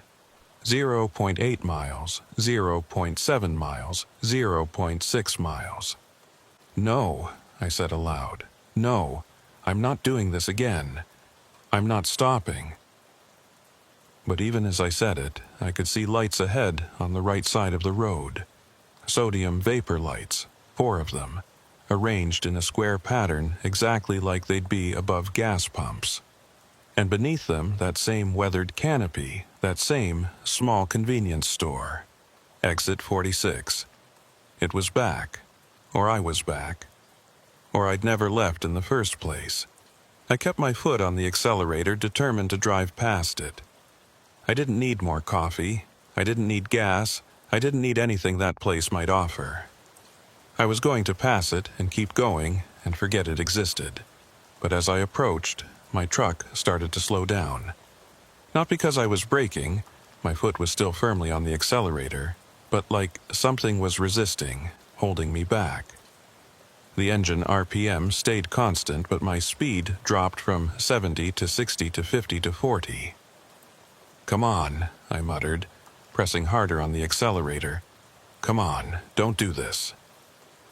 The exit ramp appeared in my headlights, and my steering wheel began to turn, gently but firmly, angling the truck toward the ramp. I fought it, gripping the wheel with both hands and trying to straighten out. But it was like fighting against power steering that had a mind of its own. The wheel kept turning, smooth and inexorable, guiding the truck toward the exit. "No," I shouted, pulling hard to the left. "I'm not stopping." For a moment, I thought I'd won. The truck straightened out, the exit starting to pass by on my right. But then the wheel jerked hard, almost pulling itself out of my hands, and the truck swerved sharply onto the ramp. I slammed on the brakes, but they didn't respond. The pedal went to the floor without resistance, and the truck kept rolling, coasting down the ramp at a steady 20 miles per hour. All my controls had stopped working. Accelerator, brakes, steering, everything. The truck was driving itself. The ramp curved around that rocky outcrop, and there was the truck stop again, exactly as I'd left it. Or exactly as I'd seen it the first time. Lights on, open sign flickering, no other vehicles in the lot. My truck rolled to a stop in the same parking spot I'd used before, and then the engine shut itself off. I sat there in the sudden silence, my heart pounding, my hands still gripping the useless steering wheel. The clock on my dashboard read 2:40 a.m., but that couldn't be right. It had been 1:15 a.m. when I'd passed that other truck. I couldn't have lost more than an hour. I tried to restart the engine. The key turned, but nothing happened. No starter motor, no dashboard lights, nothing. The truck was completely dead. Through the windshield, I could see the convenience store. The lights were on, the coffee station visible through the windows. And standing behind the counter, clearly visible, was a figure. Not detailed enough to make out features, just a human-shaped silhouette, standing perfectly still, facing in my direction. I watched it for a long time, and it never moved. Just stood there, watching me watch it. Finally, I made a decision. I couldn't sit in the truck forever. My phone was dead, my CB wasn't working, and I had no way to call for help. If I wanted to get out of this situation, I was going to have to go inside and confront whatever was waiting for me. I unlocked the door and climbed down from the cab. The silence pressed against me, heavy and expectant. My boots crunched on the concrete, each step echoing slightly in ways that didn't quite make sense. As I approached the store, the figure behind the counter remained motionless. I could see it more clearly now through the glass, definitely human-shaped, wearing what looked like a uniform shirt and cap. A clerk, maybe, or something pretending to be a clerk. I reached the door and paused with my hand on the handle. Every instinct I had was screaming at me not to go in, to run, to find another way. But there was no other way. The highway was a quarter mile back up that ramp, and my truck wasn't starting. I was stuck here until I figured out what this place wanted from me. I pulled the door open and stepped inside. The bell above the door stayed silent, just like before. The interior looked identical to my previous visit. Same fully stocked shelves, same coffee station, same flickering fluorescent lights. The only difference was the figure behind the counter. Except, now that I was inside, I couldn't see it anymore. The space behind the counter was empty, just like before. But I'd seen someone there through the window. I was sure of it. "Hello," I called out. My voice sounded flat and dead in the space. "Is anyone here?" No response. I walked toward the counter, my eyes scanning the store for any sign of movement. The logbook was still there beside the register, still open to the page where I'd written my entry. But there was a new entry below mine, written in handwriting I didn't recognize. Warren Collier, Sept. 7, 2018. 2:45 a.m. You came back. I stared at the entry, my blood running cold. The date was wrong. It was still September 6th, wasn't it? I'd only left a couple of hours ago. And the handwriting, it looked old somehow. The ink slightly faded, like it had been written years ago rather than minutes. And the message itself, you came back, like it had known I would, like this had been expected, planned for. I flipped through the logbook, looking at other entries, and that's when I noticed something that made my stomach drop. Every few pages, scattered throughout the decades of entries, I found the same name appearing over and over. Warren Collier, July 12, 2015, 3:20 a.m. Warren Collier, March 8, 2012, 1:45 a.m. Warren Collier, November 23, 2008, 4:10 a.m. Warren Collier, August 7, 2003, 2:30 a.m. Going back and back, dozens of entries with my name, dates I'd never been here, times I couldn't remember. Some of the entries had brief notes. Tried to leave, came back. This is the third time. I don't remember the first visit. The coffee never gets cold. I slammed the logbook shut, my hands shaking violently now. This wasn't possible. I'd never been here before tonight. I'd never seen this place until a few hours ago. Those entries had to be fake, had to be someone's idea of a sick joke. But the handwriting varied. Different pens, different inks, different styles. Some entries looked decades old. They couldn't all be faked. Could they? I backed away from the counter, looking around the store with new fear. What was this place? Some kind of trap? Some kind of loop? Was I stuck here, doomed to return over and over, writing entries in that logbook that I'd never remember making? The lights flickered, and in that moment of darkness, I saw something. Just for an instant. In the reflection of the store windows, I saw the parking lot outside. But it wasn't empty anymore. It was full of trucks. Dozens of them, maybe hundreds, packed in so tightly they touched, all different makes and models and years, stretching off into the distance further than the lot should extend.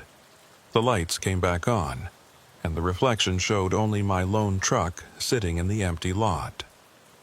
I ran for the door, no longer caring about understanding what was happening, only wanting to get out. But as I reached for the handle, a voice spoke behind me. Not from any specific direction, but from everywhere at once, from the air itself. The exit will always be here. You'll always find it, no matter how hard you try not to. This is where you belong now. I yanked the door open and ran outside, sprinting for my truck. Behind me, I could hear footsteps, dozens of them, hundreds maybe, all moving in unison, following me. But when I looked back, there was nothing there except the store, its lights flickering erratically now. I climbed into the cab and tried the key again. This time, mercifully, the engine turned over. I threw the truck into gear and accelerated toward the exit ramp, not caring if I blew the engine or jackknifed the trailer. I just needed to get back to the highway, back to normal reality. The ramp climbed back up to Highway 95, and as I crested the top, something changed. The air pressure shifted, my ears popped, and suddenly everything felt normal again. My headlights were bright, cutting through ordinary darkness. The road stretched out properly ahead of me. Even the stars looked right. I merged onto the highway and pushed my speed up to 75, putting distance between me and that cursed exit. My dashboard clock read 3:02 a.m., which meant I'd lost almost 2 hours. Again. I didn't look back, didn't check my mirrors, just drove, hands locked on the wheel, eyes fixed forward. The coffee cup sat in my cup holder, still full, still steaming. I drove for 3 hours straight without stopping, watching the sky gradually lighten from black to deep blue to pale orange. Sunrise in the desert is usually beautiful, something I normally enjoy, but today it just felt like a reprieve, like I'd survived something that hunted in darkness. By the time I crossed into Nevada around 6 a.m., I was exhausted. Not just physically tired, but mentally drained. That deep fatigue that comes from sustained fear and confusion. Every muscle ached from gripping the steering wheel too hard for too long. My jaw hurt from clenching my teeth. I needed rest, needed to stop somewhere public and safe and normal, but the thought of pulling off the highway terrified me now. What if the next exit I took led me right back to that truck stop? What if exit 46 could appear anywhere, anytime, just waiting for me to make the mistake of stopping? Around 7 a.m., I finally worked up the nerve to pull into a large travel plaza on I-95 outside of Las Vegas. It was a big commercial operation, part of a national chain, with dozens of gas pumps and multiple restaurants. More importantly, it was crowded. I counted at least 20 trucks in the lot and twice that many cars. Real people, real vehicles, real normal morning activity. I parked and just sat for a minute, watching people come and go. A family with young kids headed into the McDonald's. A businessman in a suit pumped gas into his sedan. A couple of truckers stood by their rigs, smoking and talking. Everything beautifully, wonderfully mundane. The coffee cup was still in my cup holder. Still full, still steaming, even though the sun was fully up now and heating the cab. I'd been driving with it for over 7 hours, and it hadn't cooled down at all, hadn't evaporated, hadn't changed in any way. I grabbed it carefully and opened my door, intending to dump it out. But when I tilted the cup, nothing came out. The liquid stayed level, defying gravity, steam still rising from its surface. I tilted it further, almost upside down, and still the coffee remained in the cup, perfectly level, like it was painted on. "What the hell?" I whispered, staring at the impossible sight. A voice from beside me made me jump. "You okay there, buddy?" I looked down to see an older trucker standing by my truck, looking up at me with concern. He was maybe 60, weathered face and gray beard, wearing a cat diesel cap and a jacket with his company logo. "Yeah," I said, trying to sound normal. "Yeah, just tired, long night." He glanced at the coffee cup in my hand, which was now right side up again, the liquid settling back to its normal position. "Rough run?" "You could say that." I climbed down from the cab, setting the coffee cup on the step.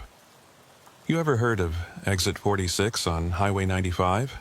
The one with the truck stop?" His expression changed immediately.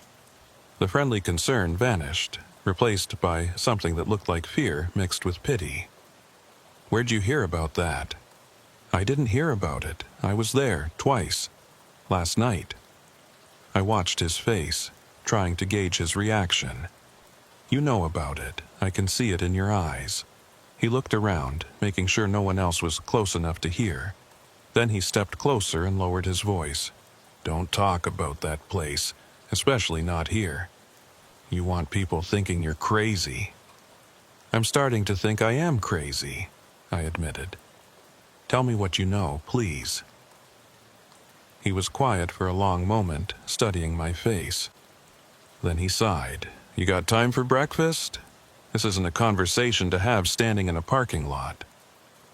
20 minutes later, we were sitting in a booth at the truck stop diner, coffee and eggs in front of us.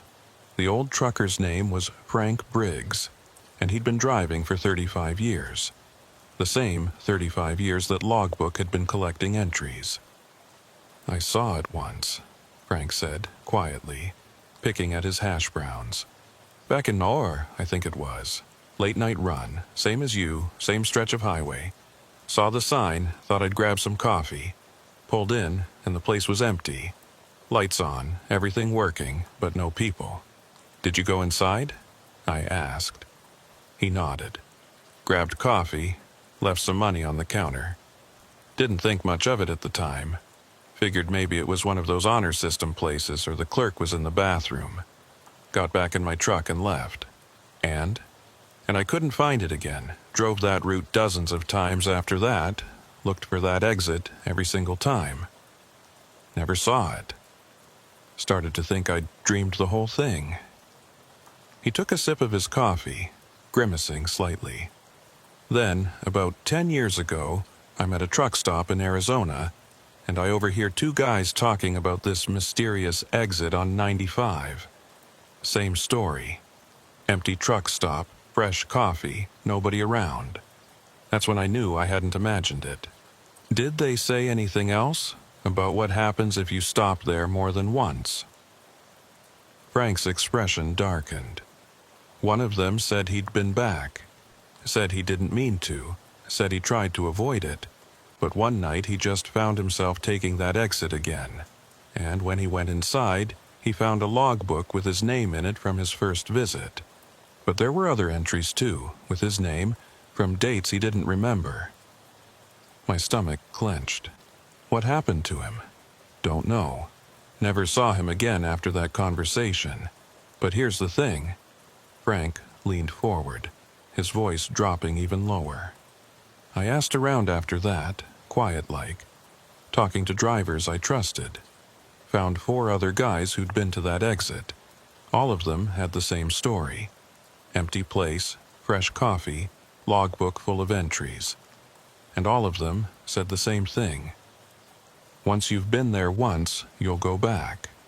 Might be weeks, might be years, but eventually that exit will appear again, and something will make you take it. That's insane, I said. Exits don't appear and disappear.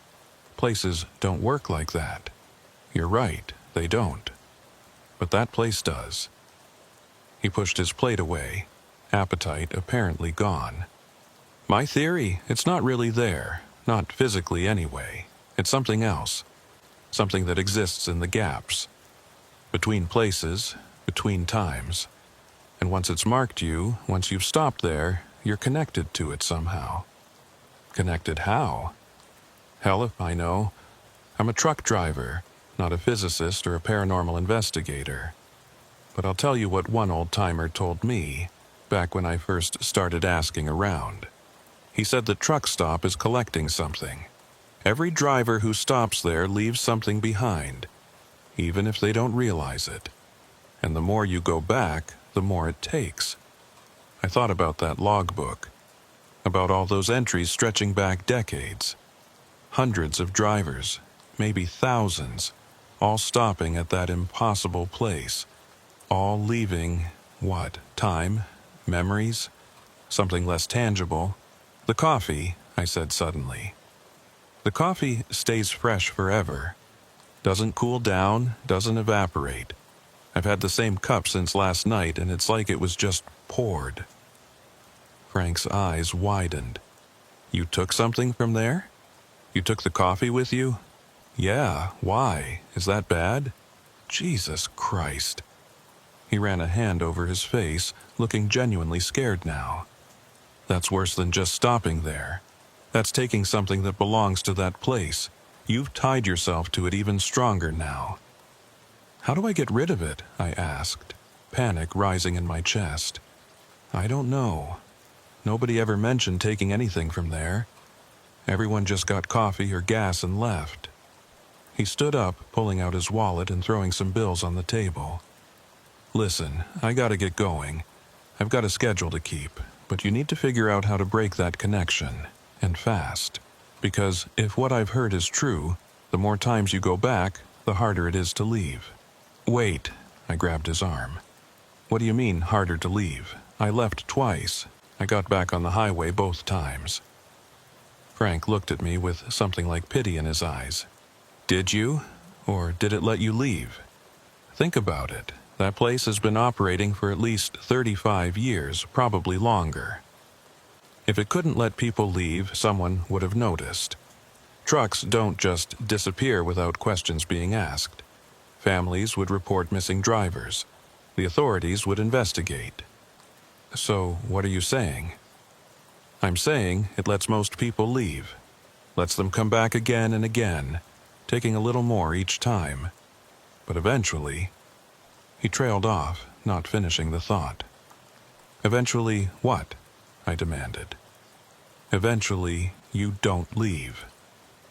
Eventually, you become part of the collection. He pulled his arm free from my grip. "Good luck, Warren. I hope I'm wrong about all this." He walked away, leaving me sitting in that diner booth with cold eggs and a head full of nightmare scenarios.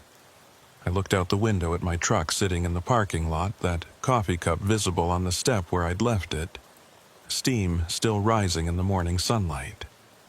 I needed to get rid of it, needed to break whatever connection it represented. But how? Just dumping it out clearly didn't work. I'd tried that, and the liquid refused to leave the cup. Throw the whole thing away? Would that be enough? Or would the cup just reappear in my truck somehow? I paid for breakfast and walked back outside. The travel plaza was even busier now, the morning rush of truckers and commuters in full swing. I made my way to my truck and picked up the coffee cup, examining it closely. It looked like a standard paper cup with a plastic lid, the kind you'd get at any truck stop or gas station. But the coffee inside moved wrong, too thick, too viscous. And that steam. I walked over to a trash can and removed the lid. The coffee inside was dark, almost black, and when I sniffed it, there was no smell at all. Just nothing. Like the liquid had no scent whatsoever, which was wrong. Coffee always has a smell. I tilted the cup over the trash can and watched as the liquid slowly, finally, began to pour out. It moved like syrup, thick and heavy, taking far too long to empty. And when it hit the trash inside, it didn't splash or spread. It just sat there, a dark puddle, perfectly round, not soaking into the paper or mixing with the other garbage. I threw the empty cup in after it and walked away quickly, wiping my hands on my jeans even though I hadn't actually touched the liquid. My hands felt dirty anyway, contaminated, like I'd been handling something unclean. Back in my truck, I checked my phone. It had turned itself back on somehow, and when I looked at my messages, I saw dozens of blank texts from no number, all received throughout the night. I deleted them and opened my GPS app, intending to plot the rest of my route to Bakersfield. The app showed my current location at the travel plaza, which was correct. But it also showed something else, a marked location about 40 miles south, back the way I'd come. When I zoomed in, I could see what it was labeled, Exit 46, Visited 2X. I closed the app and reopened it, but the marker remained. I tried deleting it, but there was no option to remove it. It just sat there on the map, a permanent reminder of where I'd been. I was about to close the phone when it buzzed with a notification. A calendar reminder. Visit Exit 46. Tonight, 2:40 a.m. I hadn't created that reminder. I never created reminders. But there it was, scheduled for tonight, like an appointment I couldn't miss. I deleted it, but immediately another one appeared. Visit Exit 46, tomorrow, 2:40 a.m. I deleted that one too. Another appeared. Visit Exit 46, next week, 2:40 a.m. I kept deleting them, and they kept reappearing, dates and times scrolling forward into the future. Days, weeks, months, years. All of them scheduled for 2:40 a.m., the same time my dashboard clock had shown each time I'd been to that place. Finally, I just turned the phone off again and threw it into the glove compartment. I couldn't deal with this right now. I had a delivery to make, a schedule to keep. I'd worry about Exit 46 and its implications later, after I'd completed this haul and had time to think clearly. I started the truck. It fired right up, no problems, and pulled out of the travel plaza. The highway stretched north toward Bakersfield, familiar and normal and safe. I just had to keep driving, keep moving forward, and everything would be fine. But as I merged onto I-95, I noticed something in my side mirror that made my blood run cold. There, in the far distance, barely visible against the horizon, was a sign. Green, with white lettering, too far away to read clearly, but I knew what it said. Exit 46, services available, 1 mile. But I was miles away from where that exit should be. I'd driven north for hours, put over 100 miles between me and that stretch of Highway 95. The exit couldn't be here. It was impossible. I looked ahead through the windshield and saw it. The exit ramp curving off to the right, exactly where it shouldn't be. The same rocky outcrop, the same angle, the same distance from the highway. Exit 46 had followed me. My hands started shaking again, but I forced myself to stay calm. I didn't have to take the exit. I could just drive past it, ignore it, keep going. It couldn't force me off the highway, not in broad daylight with other vehicles around. But as I approached, something strange happened.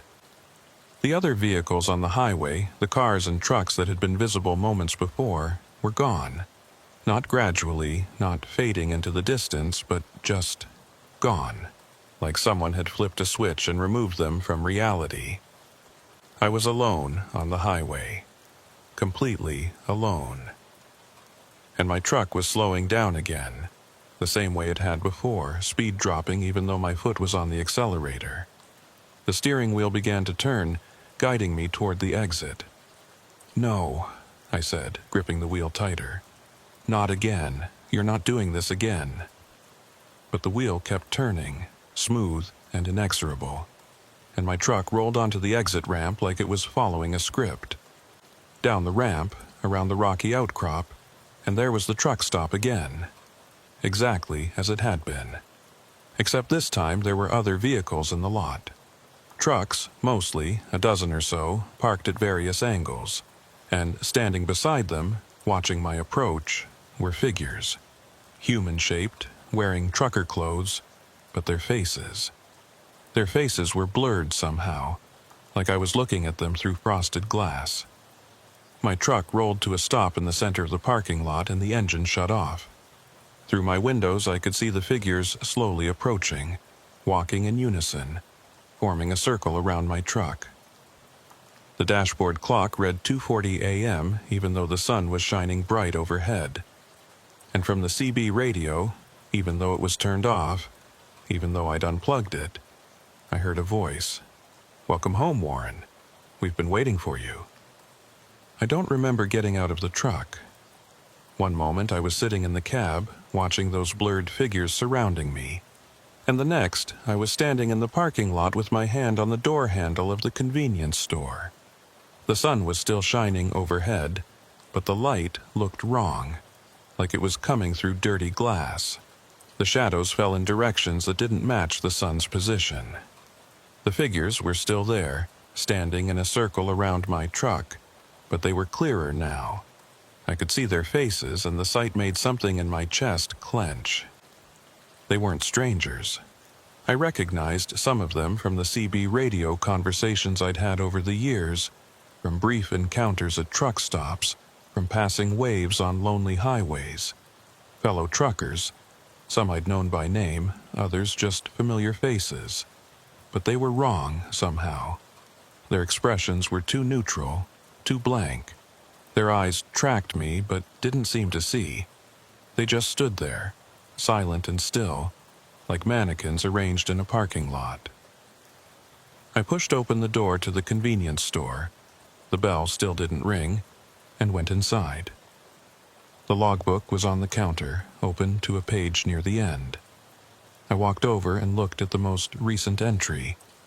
Warren Collier, Sept. 7, 2018, 2:40 a.m., final visit.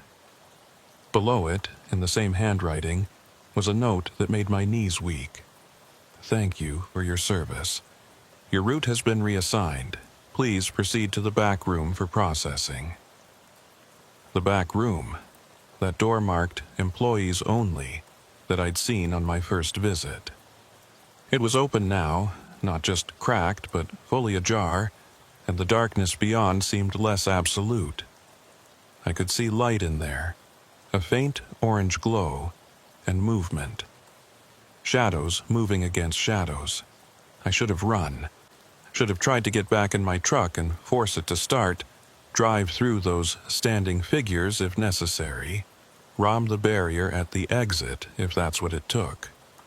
But I didn't.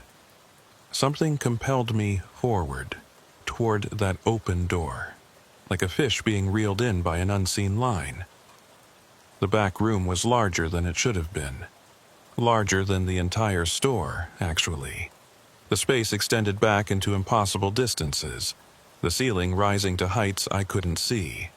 And along the walls, stretching away in both directions, were shelves, not stocked with merchandise but with cups, coffee cups, thousands of them, tens of thousands, maybe more, each one sitting on a shelf with a small placard beneath it. I walked to the nearest shelf and looked at the placard. Michael Henderson, 1983-1997, 14 years of service.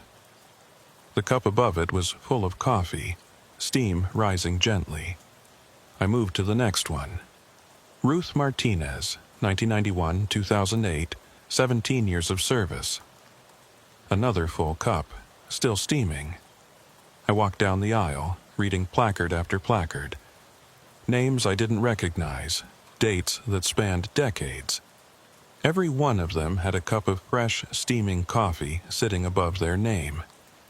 Every one of them labeled with years of service. Near the end of one aisle, I found Frank Briggs' cup. The placard read, Frank Briggs, 1984, present. 35 years of service. He'd told me he'd only been there once, that he'd never been back. But his cup was here, full and steaming, and the placard said he was still actively serving. I kept walking, drawn deeper into that impossible room, and eventually I found what I was looking for. An empty shelf near the back, with a fresh placard already in place. Warren Collier, 2003-2018, 15 years of service. 15 years. But I'd only started driving in 2000, and I'd only been to this place twice in the last 24 hours. The math didn't work out. Unless... I pulled out my wallet and looked at my driver's license. The photo showed a younger version of me, and the issue date was 2003. 15 years ago. But I remembered getting it renewed in 2017, just last year. I remembered the DMV, the long line, the surly clerk who'd barely looked at me. But the license in my hand said 2003. And when I looked at the photo more closely, I realized it was slightly different than I remembered. The angle was wrong, the expression not quite right. Like it was a picture of someone who looked like me but wasn't quite me. I checked my phone. It had turned itself on again, and opened my photo gallery. The most recent photos were from 2003, me standing beside my truck, younger than I remembered being. Me at a truck stop somewhere, grinning at the camera. Me sleeping in my cab during a rest break. But I didn't remember taking any of these photos. I didn't remember being that young, looking that happy, having that much hair. I scrolled back further and the photos jumped. 2003, 2012, 2015. No photos in between, just gaps of years where I apparently didn't take a single picture. And in each one, I looked exactly the same age. Not aging, not changing, just frozen at maybe 45 years old. The truth settled over me like a cold blanket. I hadn't been to this place twice in the last day. I'd been coming here for 15 years, making regular stops, leaving parts of myself behind each time. The entries in that logbook with my name stretching back to 2003, those were real. I'd made them. I just couldn't remember because that's what this place does. It takes your time, your memories, yourself, and replaces them with false ones, filling in the gaps so you never notice what's missing. Those calendar reminders on my phone, scheduling visits at 2:40 a.m., I'd been keeping those appointments. For 15 years, like clockwork, I'd been stopping at exit 46. And each time, I'd left a little more of myself behind. I walked back to the front of the store, my legs moving automatically, and found my cup already sitting on the counter next to the register. It was identical to all the others. Paper cup with plastic lid, steam rising gently, coffee that would never get cold or evaporate or obey any natural law. The blurred figures from outside were in the store now, standing in the aisles, watching me with those not quite seeing eyes. I recognized more of them now. That guy I'd shared breakfast with in Flagstaff back in 2007. The woman who'd helped me change a tire outside of Phoenix in 2010. The old man who'd warned me about a speed trap on Highway 40 in 2014. All of them were here. All of them serving their time in Exit 46's eternal collection. I picked up my cup, and the moment I touched it, I understood. This wasn't just coffee. It was me. 15 years of memories, of time, of experiences, all distilled and compressed into this cup of liquid that would never cool, never change, never end. I carried it toward the back room, toward my shelf, and as I walked, I started to forget my family, my home, the reasons I'd started driving trucks in the first place, forget the feel of real sunshine on my skin, the taste of food that actually had flavor, the sound of music that wasn't filtered through a truck's speakers. All of it fading, being drawn into the cup, replaced by an eternal present where I was always driving, always heading toward Exit 46, always arriving at 2:40 a.m. no matter what time the sun said it was. I placed my cup on my shelf, perfectly centered, and watched as the steam rose and curled in patterns that almost looked like words, like messages, like screams trapped in vapor. Behind me, I could hear the door closing. Not slamming, just clicking softly shut, the sound of finality. I turned to look, but the door was already gone, the wall smooth and unbroken where it had been. I was in the collection now, part of the inventory. My route had been reassigned. The other figures came and stood beside me, silent and still, and I understood that this was how it would be forever. Standing in this impossible room, watching new drivers arrive, watching them take their coffee and leave, and return and leave and return until eventually they joined us here on these shelves. Time passed, or didn't pass. Hours, or days, or years. There was no way to tell anymore, no clock that mattered, no schedule to keep. Just the eternal moment of Exit 46, where the coffee is always fresh, and the lights are always on, and the logbook keeps collecting names. Sometimes I think I can remember my old life. Flashes of it anyway. A woman's face, maybe a wife. A house that might have been mine. A dog that used to run out to meet my truck when I'd come home from a haul. But the memories fade as quickly as they come, drawn back into that cup on my shelf. Steam rising forever. New cups appear on the shelves sometimes. New names added to the collection. I watch them place their cups with the same blank understanding I'd felt, the same resignation. We don't talk to each other. I don't think we can anymore. We just stand and watch and serve our time. The strangest part is that I'm still driving. Not physically. My body is here, standing in this room, becoming part of the walls somehow. But some version of me is still out there on the highways. I can feel it, like having a limb you can't see. Still making runs, still hauling freight, still stopping at regular truck stops and talking to other drivers and keeping my logbook up to date. But that version will find Exit 46 again. At 2:40 a.m., no matter where he is, no matter how carefully he plans his routes. He'll see the sign and take the ramp and walk into this store and add another entry to the logbook. And each time, a little more of what's left will be drawn into the cup, concentrated into that impossible liquid that defies physics and reason. There's a map on one wall of the back room. I notice it now. A map showing highways across the American Southwest, and scattered across it are markers. Hundreds of them. Thousands, maybe. Each one labeled Exit 46 with a different highway number, a different mile marker. The exit doesn't exist in just one place. It exists everywhere and nowhere, appearing wherever it needs to appear to collect its next driver. A trap laid across the entire desert, patient and permanent. I want to warn the drivers who haven't found it yet. Want to tell them to avoid it, to never take an exit they don't recognize, to always check their maps twice and trust their instincts. But I can't. I'm part of the collection now, and the collection doesn't warn people away. It welcomes them in. My truck is still out there somewhere, the version of me that's still driving, still behind the wheel. Maybe he's in Bakersfield right now, delivering that load of HVAC equipment, accepting his payment, planning his next route.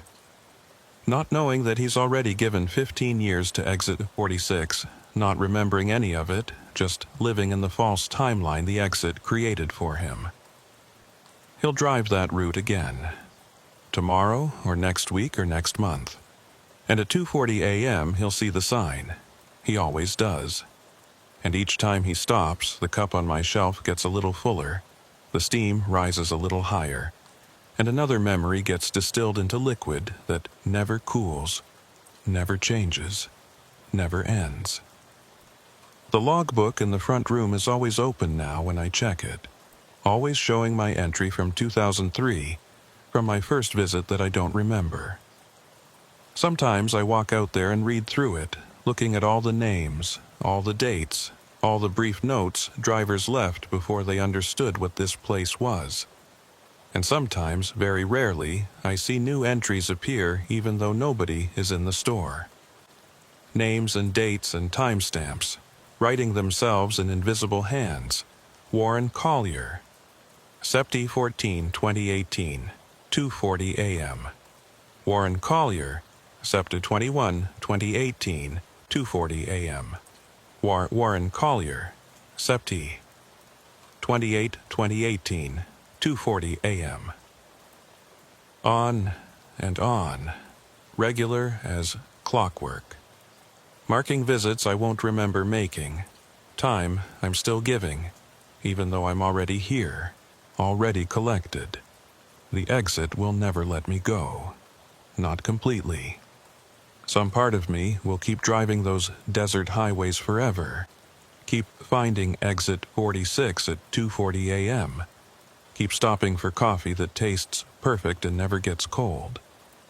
And years from now, decades, maybe centuries, when my cup has finally collected every last drop of what I was, when there's nothing left to take, I'll fade completely into these walls, join the structure itself, become part of the trap for the next driver, the next collection. I can see them in the walls now when I look closely, faces pressed against the painted cinder blocks, mouths open in silent words, eyes that track movement but can't quite focus, drivers who came before me, who gave their time until there was nothing left to give, who became the foundation on which Exit 46 is built. I'll be one of them eventually. A face in the wall, forever watching as new drivers pull into the parking lot, as they walk through the door, as they write their names in the logbook and don't understand what they're signing away. The coffee in my cup continues to steam, rising in patterns that spell out secrets I used to know, roads I'll never drive again, places I'll never see, a life I can barely remember having. Sometimes I stand at the window and look out at the parking lot, at the trucks coming and going, at the blurred figures that used to be people. And I think about that version of me still out there driving, still hauling freight across the Southwest, still thinking he's living a normal life. He doesn't know he's already here, already collected, already serving his time in Exit 46's eternal inventory. But he'll understand eventually, the next time he stops, or the time after that, or the time after that, at 2:40 a.m., at Exit 46. where the coffee is always fresh.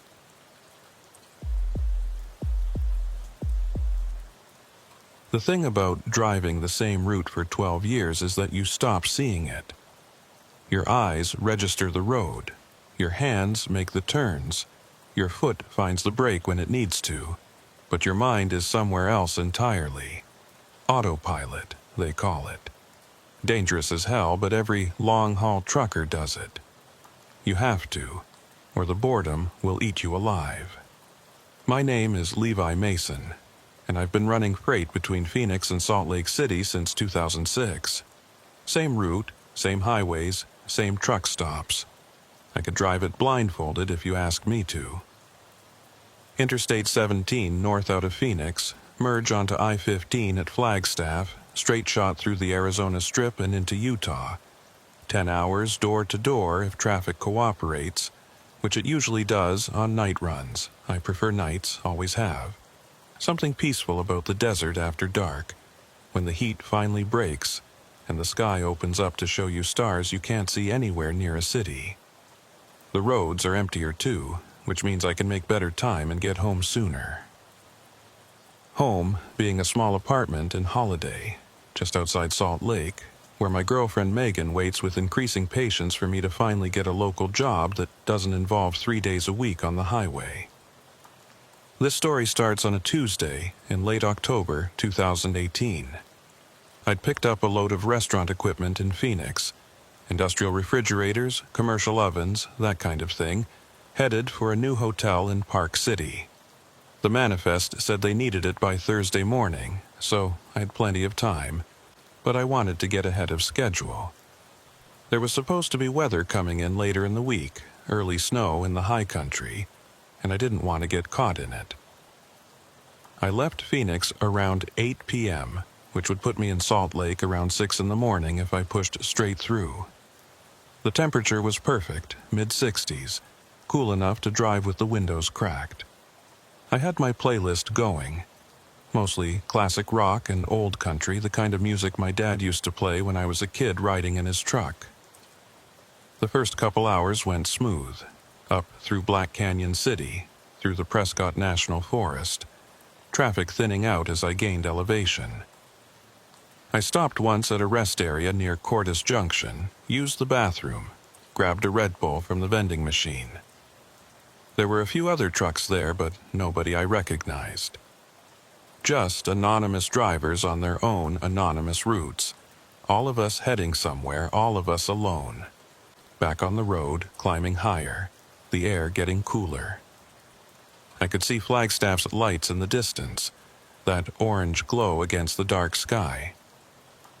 The highway cut through ponderosa pine forests up here. A nice change from the saguaro and creosote of the lower desert. Even at night, you could smell the difference in the air. Pine resin and mountain cold instead of dust and heat. I merged onto I-15 around 11 p.m., heading northeast now, and that's when the desert really opened up. The Arizona Strip is one of the emptiest stretches of the interstate system. Just miles and miles of high desert plateau with nothing but sagebrush and the occasional rancher's fence.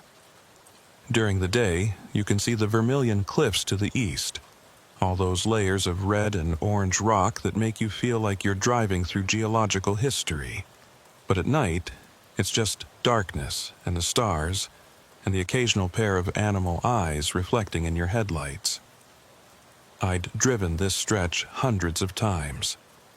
Knew every curve, every grade, every place where the wind came howling across the plateau hard enough to push your trailer sideways.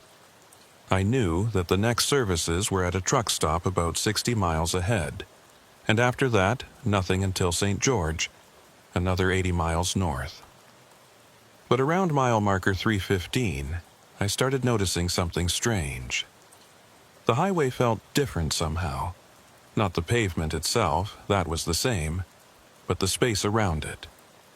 The darkness seemed deeper, the stars too bright, the silence too complete even with my windows cracked and my engine rumbling. I turned down my music, suddenly uncomfortable with the noise. In the new quiet, I could hear the wind whistling around the cab, the tick, tick, tick of my turn signal that I didn't remember turning on, the faint crackle of my CB radio, even though it was set to scan mode and finding nothing. My headlights caught something ahead on the right side of the road. A sign, but not a highway sign. Smaller, older looking, the kind of weathered wood sign you'd see outside a mom-and-pop restaurant. It was lit by a single spotlight, and as I got closer, I could read what it said. Mile 320 Diner, open 24 hours, home cooking. I'd never seen that sign before, and I'd driven past mile marker 320 hundreds of times. There was nothing there. Just empty plateau and a scenic pullout with a historical marker about Mormon pioneers or something. No diner, no restaurant, no nothing. I checked my odometer. Mile marker 320 was coming up in about 2 miles. I watched for it, curious now, and sure enough, there it was on the right side of the highway. Mile marker 320, standard green sign with white lettering, exactly where it should be. And behind it, maybe 50 yards off the highway, I could see lights. Building lights, warm and yellow, with a neon sign that flickered red and blue. A diner, an actual diner, sitting out in the middle of nowhere, in a place I was absolutely certain had been empty desert every other time I'd passed through here. I should have kept driving. Should have written it off as a mirage or a new business I somehow hadn't noticed before. But I was curious. And besides, I could use some coffee. The Red Bull from earlier had worn off, and I still had 5 hours of driving ahead of me. I put on my turn signal and started to slow down, looking for a place to pull off. There wasn't a formal exit or access road, just a wide gravel shoulder that led toward the diner. I eased my truck onto it, the tires crunching on loose stone, and followed it toward the building. As I got closer, I could see it more clearly. It was an old-style diner, the kind built in the 50s or 60s, with chrome trim and large plate glass windows. The neon sign above the door read, Mile 320 Diner, in cursive script, with a smaller sign below advertising, Coffee, Pie, open all night. The parking lot was gravel, big enough for maybe a dozen vehicles, with no other trucks or cars in sight. Light spilled from the windows, warm and inviting, and through the glass I could see the interior.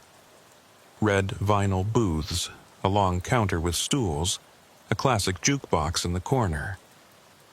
It looked perfect, like something out of an old movie. Too perfect almost. Too clean and well-maintained for a place sitting out here in the middle of nothing. I pulled into the lot and parked, leaving my engine running while I looked around. The building sat alone on the plateau, no other structures visible in any direction. No houses, no gas station, no signs of how customers were supposed to find this place or why anyone would build a diner out here with no surrounding development. But the lights were on, and through the windows I could see movement inside. Someone was definitely in there, which meant it was operational, which meant they presumably served coffee. I shut off the engine and climbed down from the cab.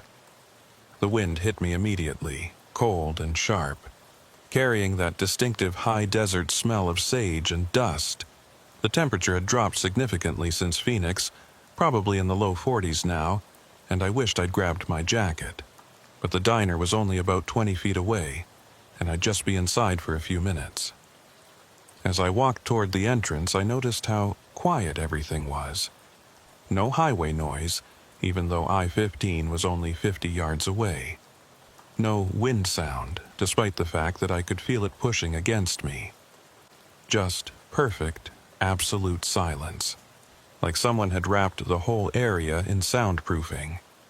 The front door was glass with a chrome handle, and above it hung a small bell that I assumed would jingle when I opened it. I pulled the door open and stepped inside. The bell didn't make a sound. The interior was exactly as it had appeared from outside. Classic diner layout with red vinyl booths along the windows, a long counter running down one side with chrome-topped stools, black and white checkerboard floor tiles. The jukebox in the corner was lit up, showing songs from the 50s and 60s, Elvis, Buddy Holly, Chuck Berry. But it wasn't playing anything, just sitting there silent and glowing. What struck me immediately was the temperature. Outside it had been cold, maybe 40 degrees. In here, I'd expected warmth. The stuffy heated air of a diner kitchen. Instead, it was freezing, colder inside than out, cold enough that I could see my breath, cold enough that I started shivering immediately. And it smelled wrong. Not bad exactly, but wrong. There was no smell of coffee or cooking food, no grease or spices or any of the normal diner smells. Just this flat, neutral odor like absolutely nothing, like breathing in air that had never touched anything organic. There was no one behind the counter. No waitress, no cook visible through the serving window to the kitchen. No customers in any of the booths. The place was completely empty, except for me. "Hello," I called out, my voice sounding strange and muted in the cold air. "Anyone here?" No response. I walked toward the counter, my boots squeaking on the tile floor, each step echoing in ways that didn't quite make sense. The acoustics were wrong somehow, like the sound was bouncing off walls that weren't there. On the counter sat a coffee pot, full of dark liquid, sitting on a warmer with a little red light indicating it was on. Beside it was a stack of white ceramic mugs and a small metal stand with sugar packets and creamers. Everything arranged perfectly, like someone had just set it out for the morning rush. I reached out and touched the coffee pot. It was cold, ice cold, despite sitting on an active warmer. I checked the warmer. The light was definitely on, and when I held my hand over it, I could feel heat radiating up. But the coffee pot itself was freezing to the touch. "Weird," I muttered, pulling my hand back. My fingers felt numb where they'd touched the glass. I looked around the diner more carefully now, noticing other details. The menus in their little stand on the counter were old-fashioned, plastic-covered pages with typed text that looked like it had been made on an actual typewriter. The prices were current, though, $3.50 for coffee, $8.99 for a burger, reasonable modern numbers. But the menu design itself looked like it hadn't been updated since the 60s. The booths were all spotless, the red vinyl showing no wear or cracks, the chrome trim gleaming. The salt and pepper shakers on each table were full, the sugar dispensers full, everything arranged just so. But there was a thin layer of dust on everything, like the place had been meticulously cleaned and then left undisturbed for weeks. I walked down the aisle between the counter and the booths, heading toward the back where I could see a door marked restrooms and another marked kitchen. Both doors were closed, and neither had a window to see through. As I walked, I passed the jukebox and something made me stop and look at it more closely. The selections were all oldies like I'd seen from outside, but the song titles were wrong. Not quite right. Things like Hound Cat instead of Hound Dog, Johnny Angel instead of Johnny Angel, Great Balls of Flame instead of Great Balls of Fire. Close enough that you might not notice at first glance, but definitely wrong. I reached the restroom door and pushed it open. The bathroom was small but clean, with a single sink and toilet and a window that showed nothing but darkness outside. The fixtures looked vintage, but well-maintained. The mirror above the sink spotless. But like everything else, the room was freezing cold, and when I tried the sink, no water came out. The handles turned freely, making the normal squeaking sound, but the tap stayed dry. I left the bathroom and moved to the kitchen door. This one had a small circular window, the kind of porthole window you see in restaurant kitchen doors. I peered through it. The kitchen was dark, but I could make out shapes. The industrial stoves, the prep counter, the walk-in cooler. Everything you'd expect to see in a diner kitchen. But there was no one in there, and no lights on except for what spilled in from the dining area through the serving window. I pushed the door open and stepped inside. The temperature dropped even more, my breath coming out in thick white clouds now. The kitchen was immaculate, every surface clean and gleaming, but the cold was almost unbearable. I could feel it seeping through my clothes, into my bones. On the prep counter, I saw something that made me pause. A plate with food on it, a burger and fries, arranged neatly, completely untouched.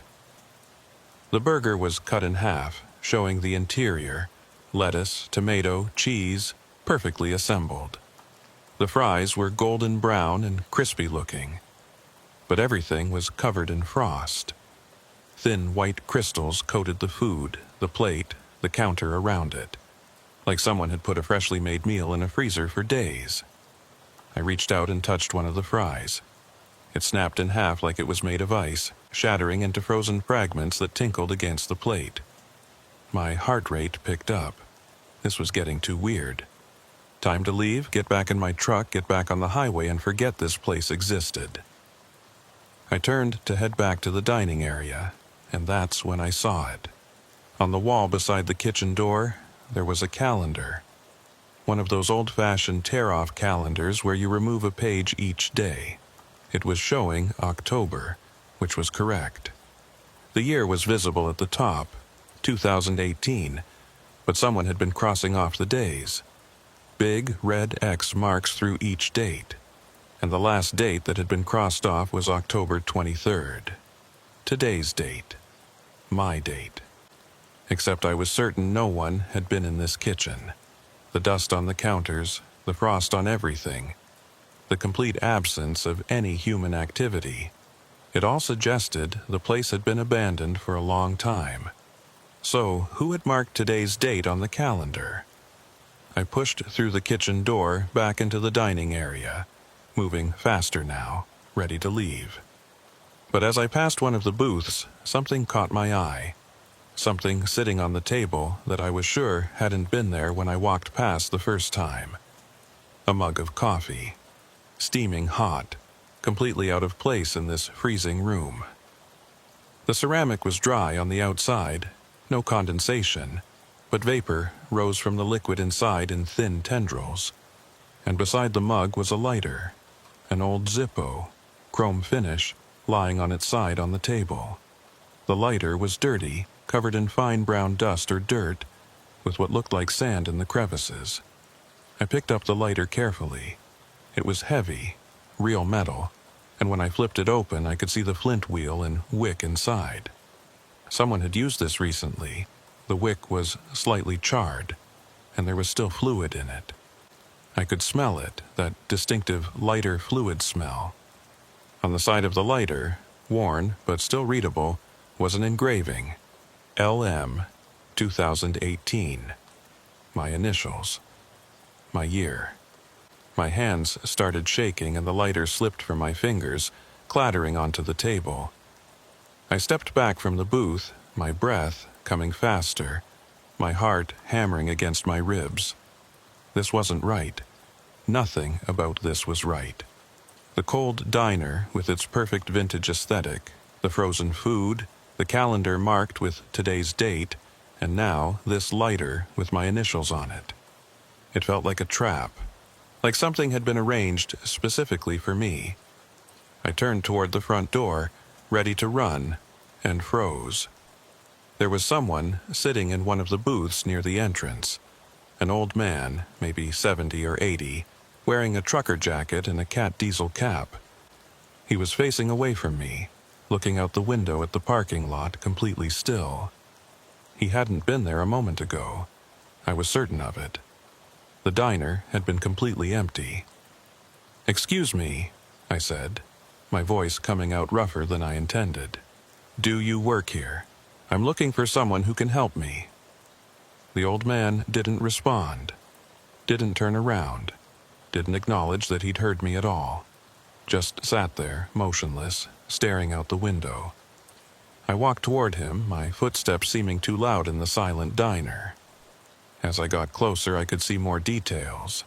His jacket was old, faded, with patches from various trucking companies. His hands were resting on the table, weathered and spotted with age. He looked solid, real, not like a ghost or hallucination. "Sir?" I said, standing right beside his booth now. "Can you hear me?" Still no response. I reached out to tap his shoulder, and my hand passed right through him. Not through empty air. I could feel resistance, like pushing through cold gelatin. But through him, through the solid-looking fabric of his jacket and the solid-looking flesh beneath. My hand emerged on the other side, numb and aching with cold, and the old man remained unchanged, still staring out the window. I jerked my hand back, stumbling backwards, my hip hitting another table hard enough to bruise. The old man flickered slightly, like bad television reception, and then solidified again. Unchanged. That was it. I was done. I didn't care what this place was or why it existed or what any of it meant. I just needed to get out. Get back to my truck, get back to reality. I ran for the front door, grabbed the chrome handle, and pulled. The door didn't open. It didn't even budge, like it was welded shut. I pulled harder, then pushed, then pulled again, putting my full weight into it. Nothing. The door stayed closed, solid and immovable. Through the glass, I could see my truck sitting in the parking lot maybe 20 feet away. So close, but completely unreachable. I looked back at the diner. The old man was still in his booth, still staring out the window. The coffee mug sat on that other table, still steaming. The lighter sat beside it, my initials catching the light. And now, standing behind the counter, was a figure. Tall, thin, wearing what looked like a white uniform shirt and black pants. A server's uniform. But the figure was indistinct, blurry, like I was seeing it through frosted glass. It didn't move, just stood there, watching me with eyes I couldn't quite see, waiting for something. I tried the door again, yanking on it with both hands, rattling it in its frame. But it stayed shut, and through the glass I could see my truck, my freedom, just out of reach. The generator. I could hear it now, a low hum coming from somewhere outside. It had been running the whole time, I realized, powering the lights and the neon sign. But the sound had been wrong, off frequency, like machinery struggling to maintain its rhythm. I pressed my face against the cold glass, looking out at the parking lot. And that's when I noticed something that made my stomach drop. My footprints in the gravel. I could see them leading from my truck to the diner entrance. Clear impressions in the loose stone. But there were other footprints too, dozens of them, maybe hundreds, all leading toward the diner door. Different sizes, different tread patterns, suggesting different boots from different people, but none of them leading away. Every track led toward the door and stopped, like everyone who'd ever walked into this diner had simply vanished before they could walk back out. I don't know how long I stood at that door, pulling on the handle, my breath fogging the glass, watching my truck sit there in the parking lot just out of reach. Minutes, maybe, or hours. Time felt strange in that frozen diner, elastic and unreliable. Eventually, I gave up on the door and turned back to face the interior. The figure behind the counter was still there, motionless and blurred. The old man still sat in his booth, staring out at nothing. The coffee still steamed on that table, defying the freezing temperature. I needed to think. Needed to figure out what this place was and how to get out of it. Panicking wasn't going to help. I'd driven trucks for 12 years, dealt with mechanical breakdowns in the middle of nowhere, navigated through whiteout blizzards and summer dust storms. I could handle this, whatever this was. I walked back to the counter, giving the blurred figure a wide berth, and grabbed one of the menus from the stand. Maybe there was some clue in it, some information about what this place really was. The menu was exactly what you'd expect from a vintage diner. Breakfast served all day, burgers and sandwiches, blue plate specials, pie and coffee. The language was straightforward. The prices reasonable for 2018. Nothing unusual or concerning. But as I read more carefully, I started noticing small inconsistencies. The spelling was slightly off in places. Cheese instead of cheese, bread instead of bread, pie instead of pie. Like whoever had typed this menu wasn't quite fluent in English, or was working from memory rather than reference. At the bottom of the last page, in small print, was a line that I almost missed. Management assumes no responsibility for lost time or altered memory. Consumption at own risk. Lost time. Altered memory. What the hell did that mean? I set the menu down and looked around the diner again, searching for any other information, any other clues. The walls were decorated with vintage memorabilia, old license plates, black and white photographs of highways and trucks from decades past, faded advertising signs for motor oil and tire brands that didn't exist anymore. One photograph caught my attention. It showed this diner, the Mile 320 diner, looking exactly as it did now. Chrome trim gleaming, neon sign lit up, several trucks and cars parked in the gravel lot. But the vehicles in the photo were from the 50s or 60s.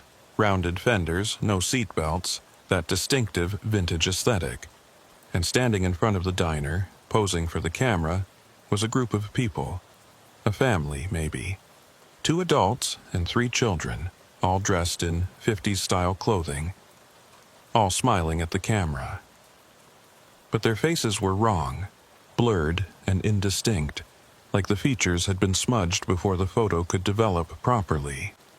Behind them, visible through the diner windows, I could see more blurred figures inside.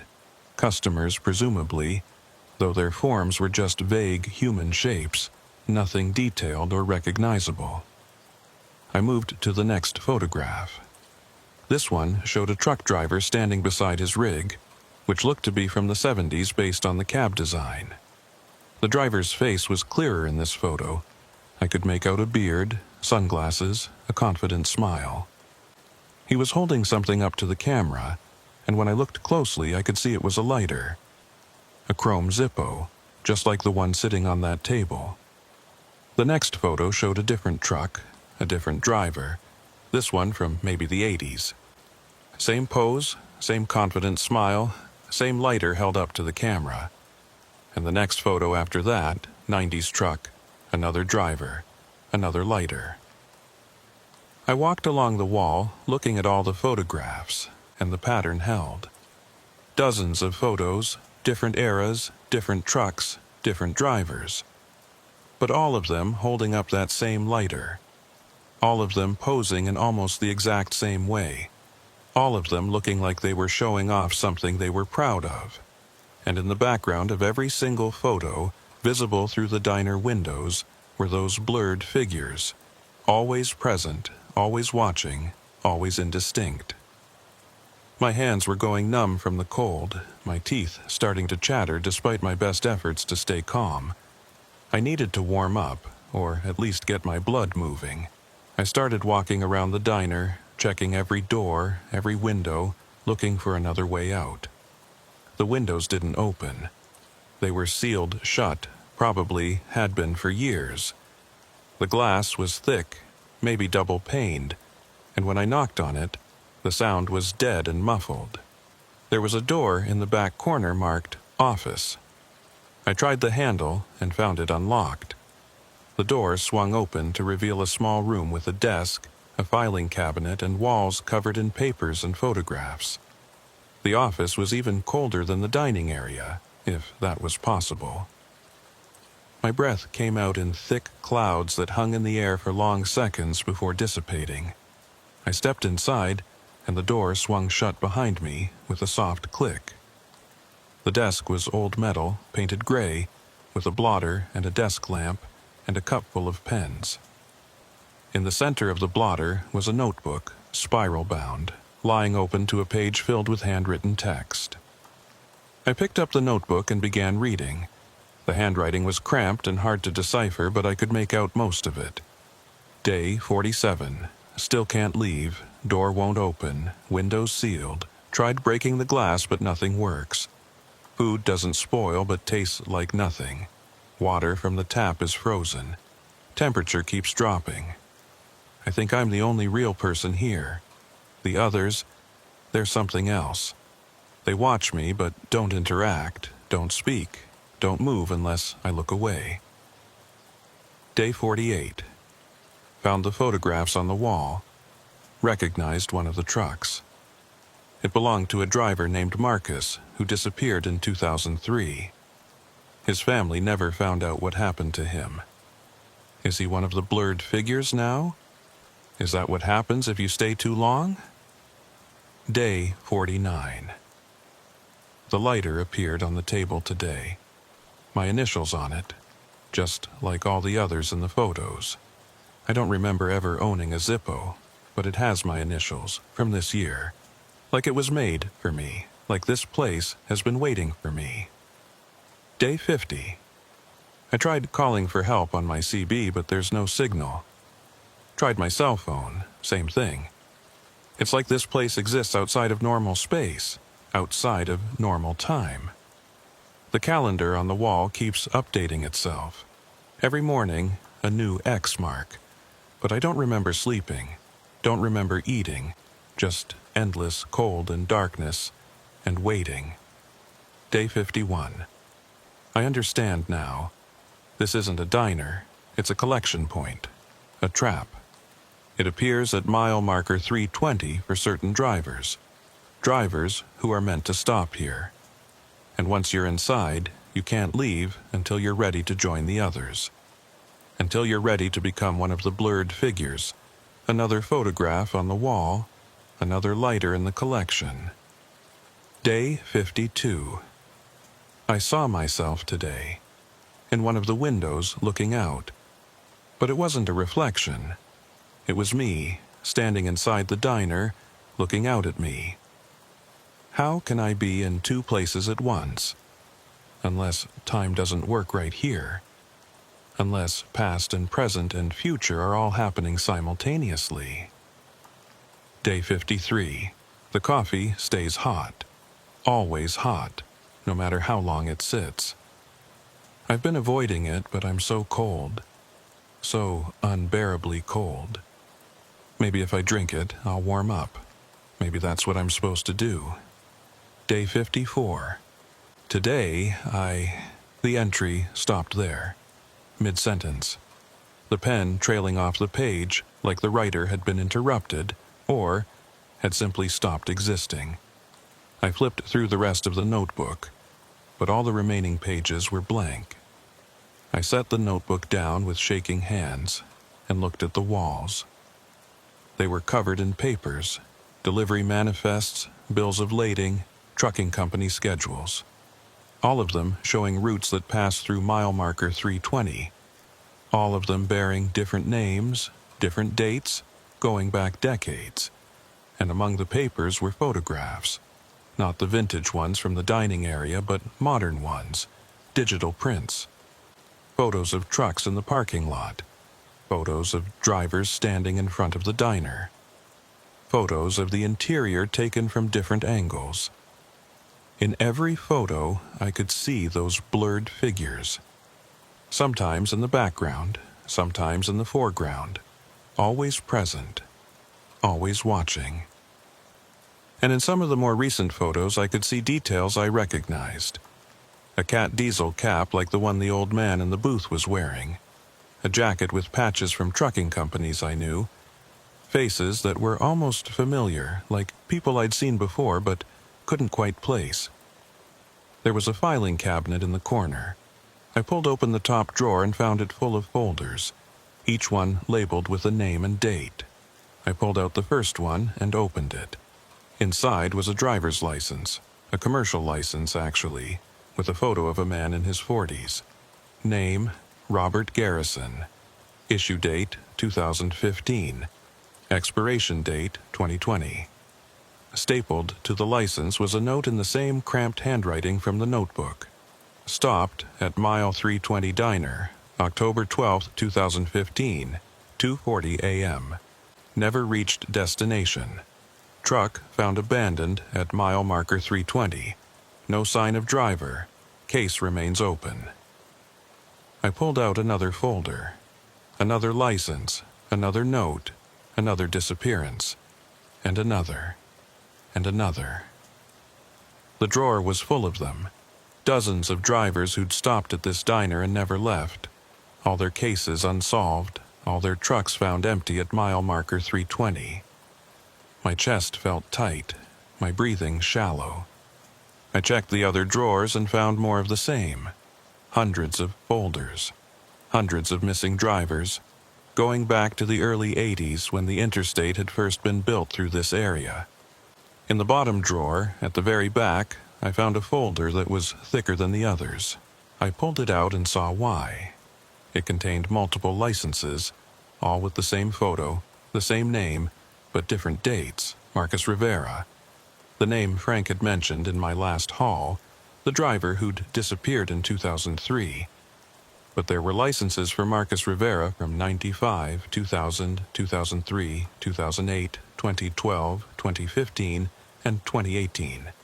7 licenses, spanning 23 years, all showing the same photo, the same face, the same age. Like he'd been frozen in time, repeatedly coming back to get new licenses even though he'd disappeared decades ago. Or maybe he'd never really disappeared at all. Maybe he was still here, somewhere in this diner. One of those blurred figures or one of the faces in the photographs or one of the names in the notebook. I slammed the drawer shut and backed away from the filing cabinet. This was too much, too overwhelming. I needed to get out, needed to find a way to break free from this place before I became another folder in that cabinet. Another unsolved case. Another driver who stopped at mile 320 and never reached his destination. The door to the office opened behind me, and I spun around, my heart leaping into my throat. No one was there, just the empty dining area, the frozen stillness, the blurred figure still standing behind the counter. But on the table nearest to the office door, there was now a second mug of coffee. Steaming hot, just like the first one. And beside it, another lighter. Chrome Zippo, identical to the one I'd found earlier. I walked into the dining area on shaking legs and picked up the lighter. Same weight, same feel, same engraving on the side. LM 2018. I flipped it open and spun the wheel. A flame sprang to life, bright and warm in the freezing air. I held it for a moment, feeling the heat on my fingers, then closed it with a snap. The old man in the booth was gone. The seat was empty, no indication he'd ever been there. But now there was someone in a different booth, closer to the center of the room. A woman this time, maybe 50 years old, wearing a diner uniform. She sat facing away from me, motionless, staring at the wall. I walked toward her, the lighter clutched in my hand, and as I got closer I could see that she was holding something. A coffee mug, raised halfway to her lips, frozen in the act of taking a sip. Her face was clearer than the old man's had been. I could make out individual features, the lines around her eyes, the shape of her nose. But her expression was blank, empty, like there was nothing behind her eyes. "Who are you?" I whispered, even though I knew she wouldn't answer. "What are you?" She didn't move, didn't blink, just sat there with that mug raised, forever about to take a sip that would never come. I reached out slowly and touched her shoulder. This time, my hand didn't pass through. I felt solid fabric, solid flesh beneath. But the moment I made contact, she vanished. Just blinked out of existence like a light switching off, leaving behind only the empty booth and the coffee mug sitting on the table, still steaming. I stumbled backwards, the lighter falling from my hand and clattering on the tile floor. The sound echoed strangely, lasting too long, bouncing off surfaces that shouldn't reflect sound that way. When I looked up, the dining area was no longer empty. Every booth was occupied now, every stool at the counter. Dozens of figures, all sitting in perfect stillness, all facing different directions, all blurred and indistinct. Some wore modern clothes, others vintage outfits from decades past. Some looked solid, others translucent like smoke. And all of them, every single one, was holding a lighter. Chrome Zippos, all identical, all engraved with initials and years, all belonging to drivers who'd stopped here and never left. The blurred figure behind the counter moved for the first time. It reached out. I could see an arm extending, a hand grasping, and picked up the coffee pot. It poured coffee into a mug that I hadn't noticed before, filling it to the brim, steam rising. Then it set the pot down and pushed the mug across the counter toward me. An offering, an invitation. I looked at the mug, at the dark liquid inside, at the steam rising in delicate spirals. Part of me wanted to drink it, wanted that warmth in my frozen body, wanted to end the terrible cold that had been seeping into my bones since I'd entered this place. But I remembered the notebook, the warning about consumption. I remembered those folders full of missing drivers. I remembered the blurred figures all around me, holding their lighters, trapped in this place forever. "No," I said, my voice coming out stronger than I felt.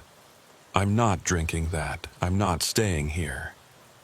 The figure behind the counter didn't react, just stood there motionless again, like it had never moved at all. I walked to the front door and tried it again. Still locked, still immovable. I walked around the entire perimeter of the diner, checking every window, every door, every possible exit. All of them sealed, all of them impossible to open. I was trapped, just like all the others had been trapped. Just like Marcus Rivera and Robert Garrison and the dozens, hundreds of other drivers who'd made the mistake of stopping at mile 320. The generator outside was louder now, its irregular rhythm more pronounced.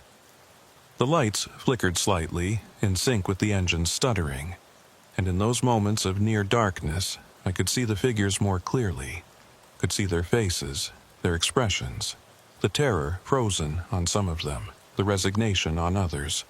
They'd all tried to leave, all tried to resist, and they'd all failed. I sank down into one of the empty booths, my legs giving out, my energy draining away.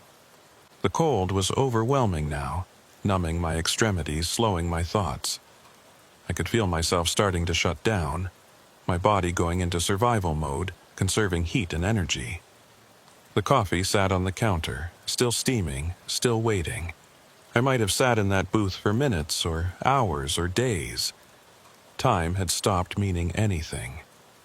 The cold had seeped so deep into my body that I'd stopped shivering, which I knew was a bad sign. Hypothermia sets in stages, and when you stop shivering, you're in the danger zone. But I couldn't bring myself to move. Couldn't bring myself to do anything except sit there and watch the steam rise from that coffee mug on the counter. The figures around me remained frozen in their various poses, and I wondered how long they'd been like that. How long before I'd join them? Just another blurred shape sitting in a booth, holding a lighter, trapped in eternal stillness. My phone was in my truck, which might as well have been on the moon for all the good it did me. I'd left it charging in the cup holder, planning to be gone from this place in 5 minutes, 10 at most. Just grab some coffee and hit the road. Such a simple, stupid decision that had led to this nightmare. I forced myself to stand up, my joints aching, my muscles stiff. If I was going to get out of here, I needed to keep moving, needed to keep my blood flowing. I walked toward the kitchen, thinking maybe there was a back door I'd missed, some service entrance that wasn't locked. As I pushed through the kitchen door, the temperature dropped even further. I could see frost forming on the stainless steel surfaces, ice crystals spreading across the prep counters like living things. The burger and fries I'd seen earlier were completely frozen now, encased in ice, no longer recognizable as food. The walk-in cooler door was slightly ajar, and through the gap I could see more light than there should be. Not the dim interior light you'd expect from a cooler, but bright, almost blinding white light spilling out around the edges of the door. I approached it carefully, every instinct screaming at me to turn around, to leave it alone. But where else was I going to go? I'd checked every other exit, every other option. This was all that was left. I grabbed the cooler's handle and pulled. The door swung open, and I had to shield my eyes from the brightness. When my vision adjusted, I saw something that made my rational mind rebel against what I was seeing. The cooler wasn't a cooler. It was a hallway. A long corridor stretching back into impossible distance, lined with doors on both sides, lit by fluorescent tubes that hummed and flickered.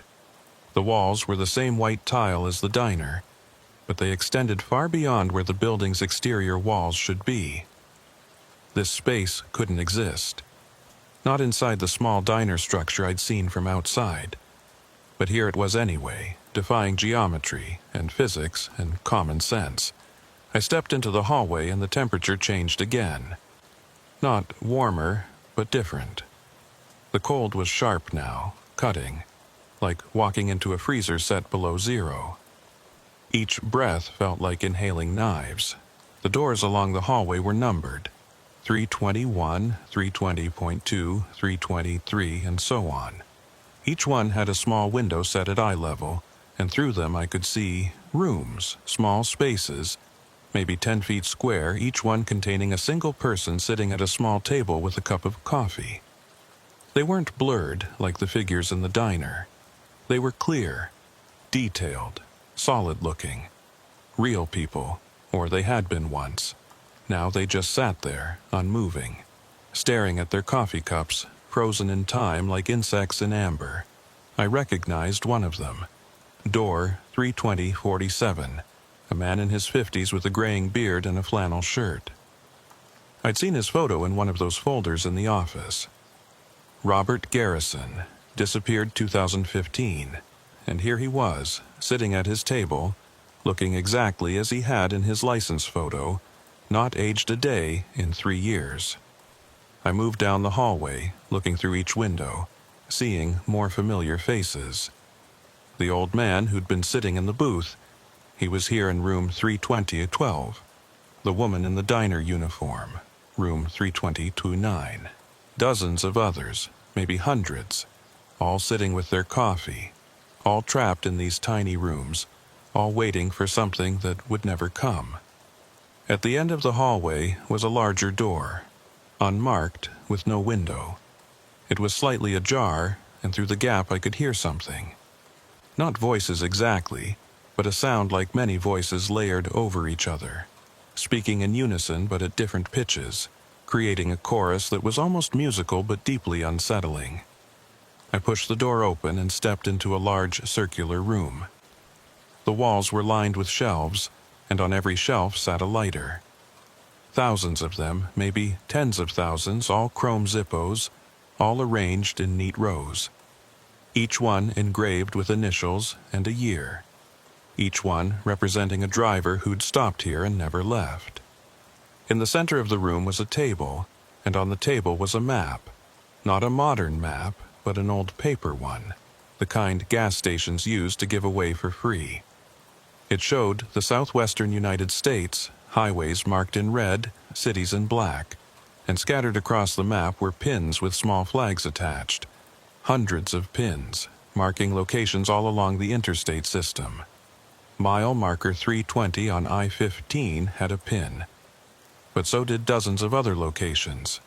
Mile marker 187 on Highway 95.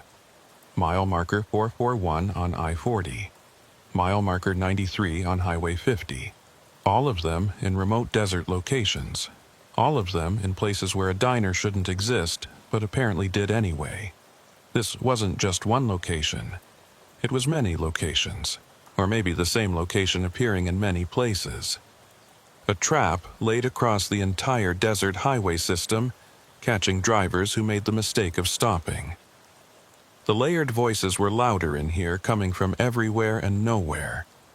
I could almost make out words now, phrases that rose out of the chorus and then sank back into it. Never leave. Always hungry. Collection grows. Welcome home. Drink the coffee. I backed toward the door, not wanting to hear any more. But as I turned to leave, I saw something that stopped me cold. On a shelf near the door, at eye level, was a lighter. Chrome Zippo, just like all the others. But this one was newer than the rest. The metal still shiny, not yet dulled by time. I picked it up and read the engraving. LM 2018. My lighter. My initials, my year. It was already here, already part of the collection, as if my fate had been decided before I'd even stopped at this place. I tried to drop it, to throw it away, but my fingers wouldn't open. My hand clutched the lighter like it was fused to my palm, the metal cold enough to burn but impossible to release. The voices grew louder, more insistent. Drink the coffee. Warm yourself. End the cold. Join us. Stay forever. I ran back down the hallway, past all those rooms with their frozen occupants, back toward the kitchen. But the hallway was longer now, stretching on endlessly, the doors multiplying as I ran. 321, 322, 323, counting up and up. Hundreds of numbers. Thousands. And through each window I saw the same thing. A person at a table, a cup of coffee, eternal stillness. Some of the rooms had been occupied for decades, judging by the vintage clothes the people wore. Others looked recent, modern clothing and hairstyles, people who might have disappeared just days or weeks ago. I burst through the kitchen door back into the dining area, gasping for breath, my lungs burning from the cold. The lighter was still in my hand, still impossible to drop, its weight a constant reminder of what was waiting for me. The diner had changed. The booths were all full now, completely packed with those blurred figures. They sat shoulder to shoulder, crowding the space, all of them holding their lighters, all of them watching me with their not quite visible eyes. And standing in the center of the room, blocking my path to the front door, was a figure that was clearer than the others. Solid, detailed, real. It was me. Or a version of me, wearing the same clothes I was wearing, same build, same face, but older somehow, worn down, eyes hollow and defeated. This version of me was holding a coffee mug, raising it to his lips, about to drink. "Don't," I said, my voice hoarse and raspy. "Don't drink it." The other me didn't respond, just brought the mug to his lips and tipped it back, drinking deep. I could see his throat working, swallowing the dark liquid, and as he did, he began to blur. His edges softened, his features became indistinct, his solidity faded until he was just another transparent figure among the dozens filling the booths. He lowered the empty mug and looked at me, or through me, with eyes that no longer saw. Then he turned and walked to an empty booth, sat down, placed his lighter on the table, and became perfectly still. Another addition to the collection, another driver trapped forever. The figures in the other booths all raised their lighters in unison, a silent salute welcoming their newest member. Then they returned to their frozen poses, waiting for the next arrival, the next victim. I backed away toward the kitchen, keeping my eyes on that version of me sitting in the booth. Was that my future? Was that what I would become if I stayed here long enough? If the cold and the isolation and the relentless pressure finally broke my will to resist? The coffee on the counter was still there, still steaming. I could smell it now, finally. A rich, complex aroma that cut through the cold air like a promise of warmth and comfort. Part of me wanted it desperately, wanted to end this suffering, wanted to give in and accept whatever fate this place had planned for me. But another part, a deeper, more primal part, refused. I wasn't ready to become one of the blurred figures, wasn't ready to give up and fade into this nightmare. I needed to find another way out. There had to be something I'd missed, some trick or loophole or weak point in whatever held this place together. No trap was perfect. Every system had a failure point. The generator outside stuttered again, and the lights dimmed for a moment. In that brief darkness, I saw something I hadn't noticed before. The neon sign outside, Mile 320 Diner, was flickering in a pattern, not random, but rhythmic, almost like Morse code. Long flash, short flash, short flash, long flash. I watched it through the window, counting the flashes, trying to make sense of it. The pattern repeated over and over. Long, short, long, pause, short, pause, long, short, long. It took me a minute to work it out, my cold, slowed brain struggling with the puzzle. But finally, I had it. L-O-S-T, lost. The sign was spelling out lost over and over. A warning, or maybe a description of everyone who'd come here. We were all lost. All of us who'd made the mistake of stopping. All of us trapped in this impossible place between reality and nightmare. But if the sign could spell words, that meant something was controlling it. Something or someone was trying to communicate, even if just to mock us with our situation. I walked to the jukebox in the corner. It was still lit up, still showing its list of almost right song titles, still silent despite its glowing presence. I studied it more carefully now, looking at the selection buttons, the coin slot, the internal mechanism visible through the glass front. There was something wrong with the way it was wired. The cables inside didn't connect properly. They ran into the body of the machine, but didn't seem to connect to anything. Like it was just for show, a prop that looked functional but served no actual purpose. I grabbed it with both hands and tried to pull it away from the wall. It was heavy, easily 200 pounds, but it moved slightly when I yanked hard enough. I pulled again, putting my back into it, and it scraped across the floor, revealing the wall behind. There was writing on the wall, scratched into the paint with something sharp. Dozens of messages carved one over another. Some fresh and deep, others worn and faded. No exit. Been here 30 days. Help us. Time doesn't work. The coffee is the key. Don't drink it. Drink it and leave. Marcus was here.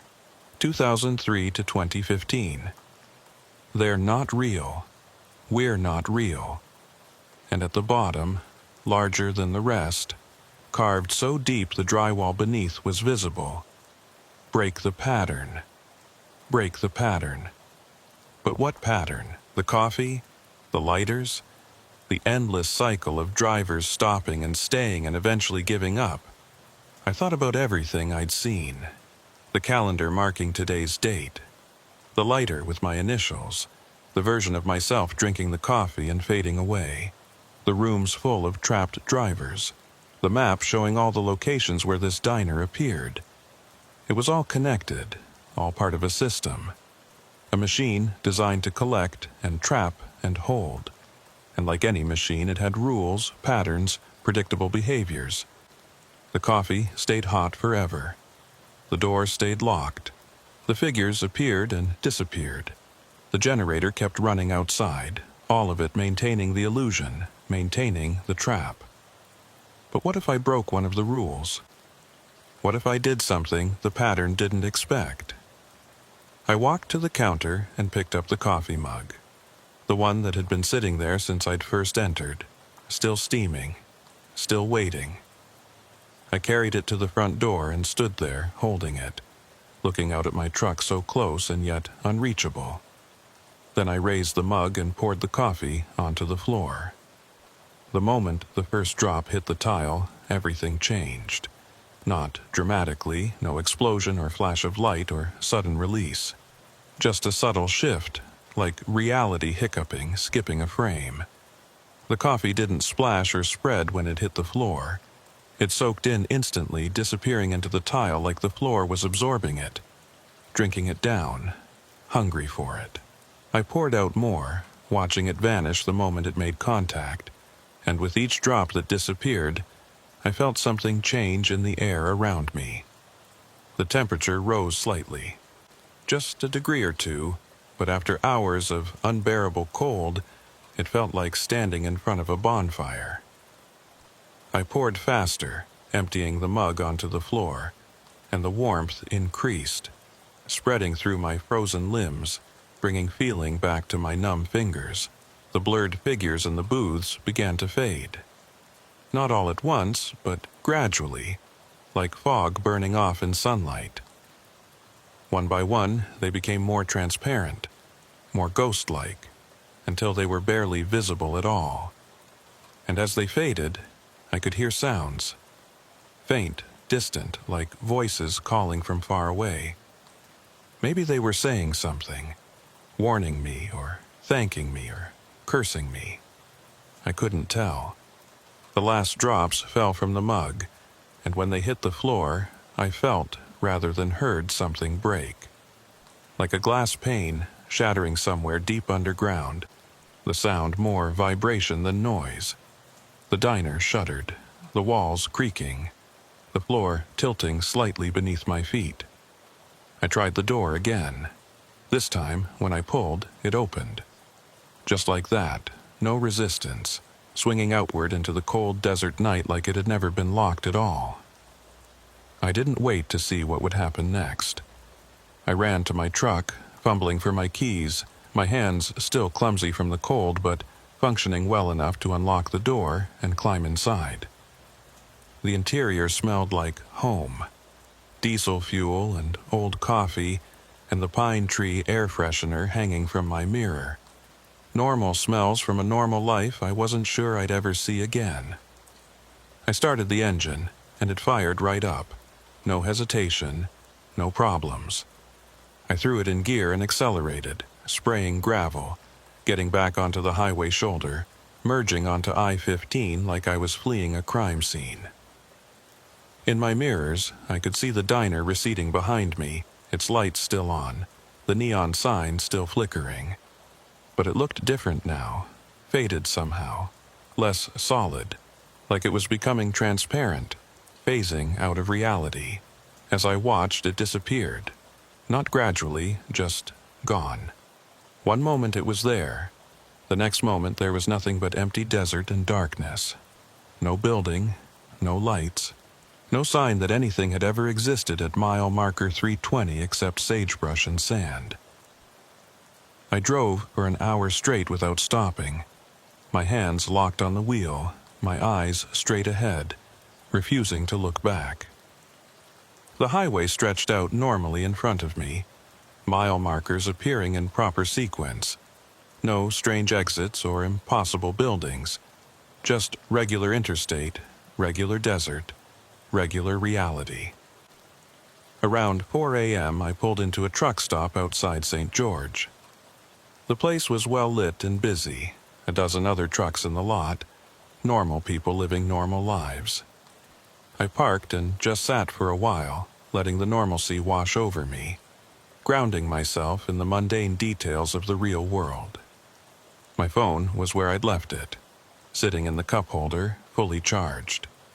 I checked the time, 4:17 a.m. I'd left Phoenix around 8 p.m. the previous evening. That meant I'd lost about 8 hours somewhere, if my math was right. But I couldn't account for where those hours had gone. The drive from Phoenix to St. George should have taken maybe 7 hours, but somehow it had taken 15. I checked my GPS history, and it showed my route clearly. Phoenix to Flagstaff to I-15 north. But at mile marker 320, there was a gap, The tracking just stopped. For 8 hours, according to the log, I'd been stationary at mile marker 320, not moving at all.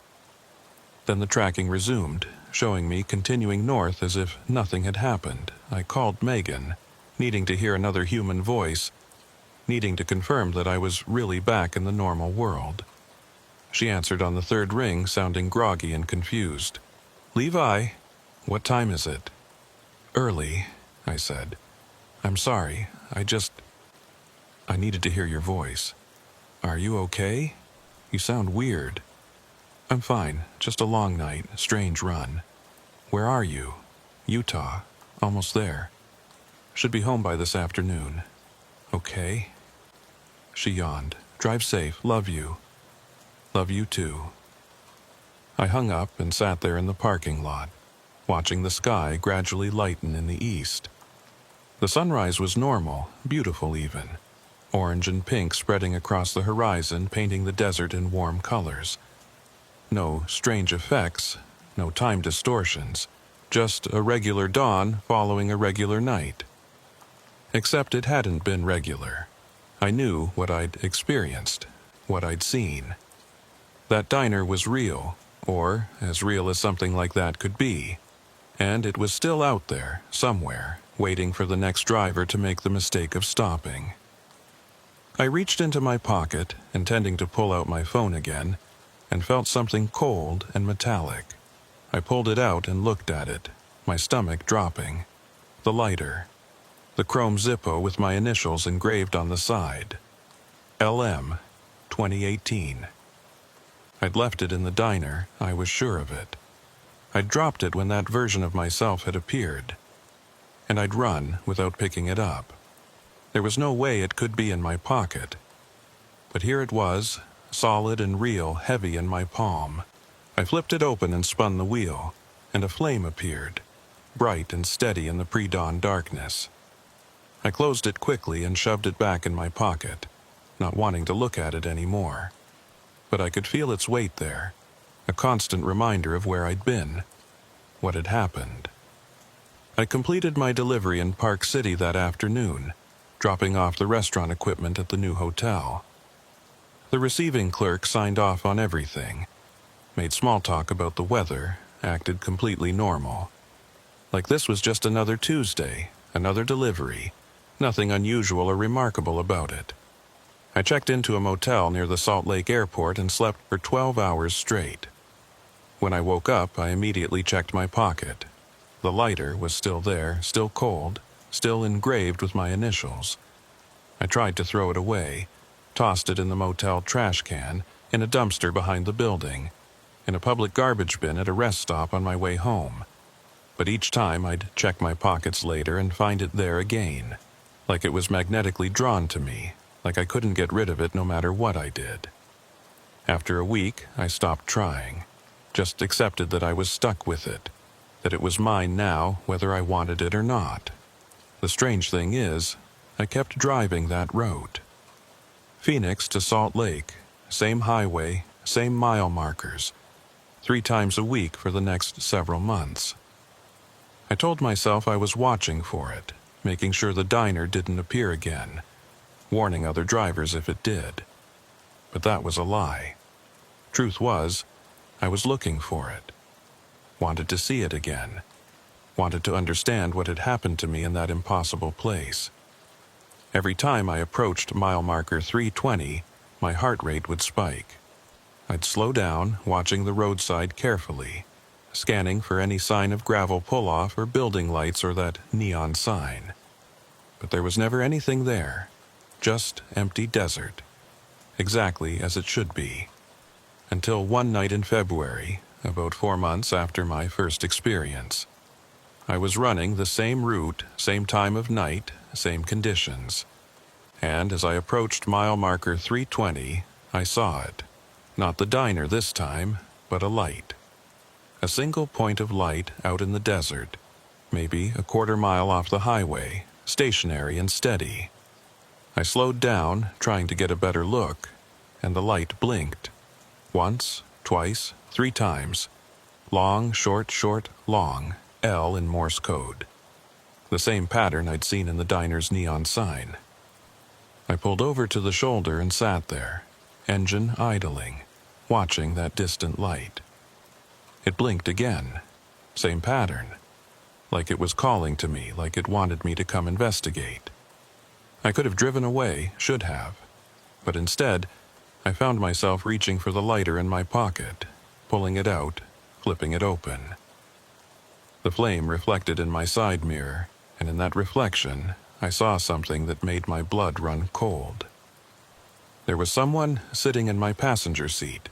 I could see them in the mirror, blurred and indistinct, but definitely there.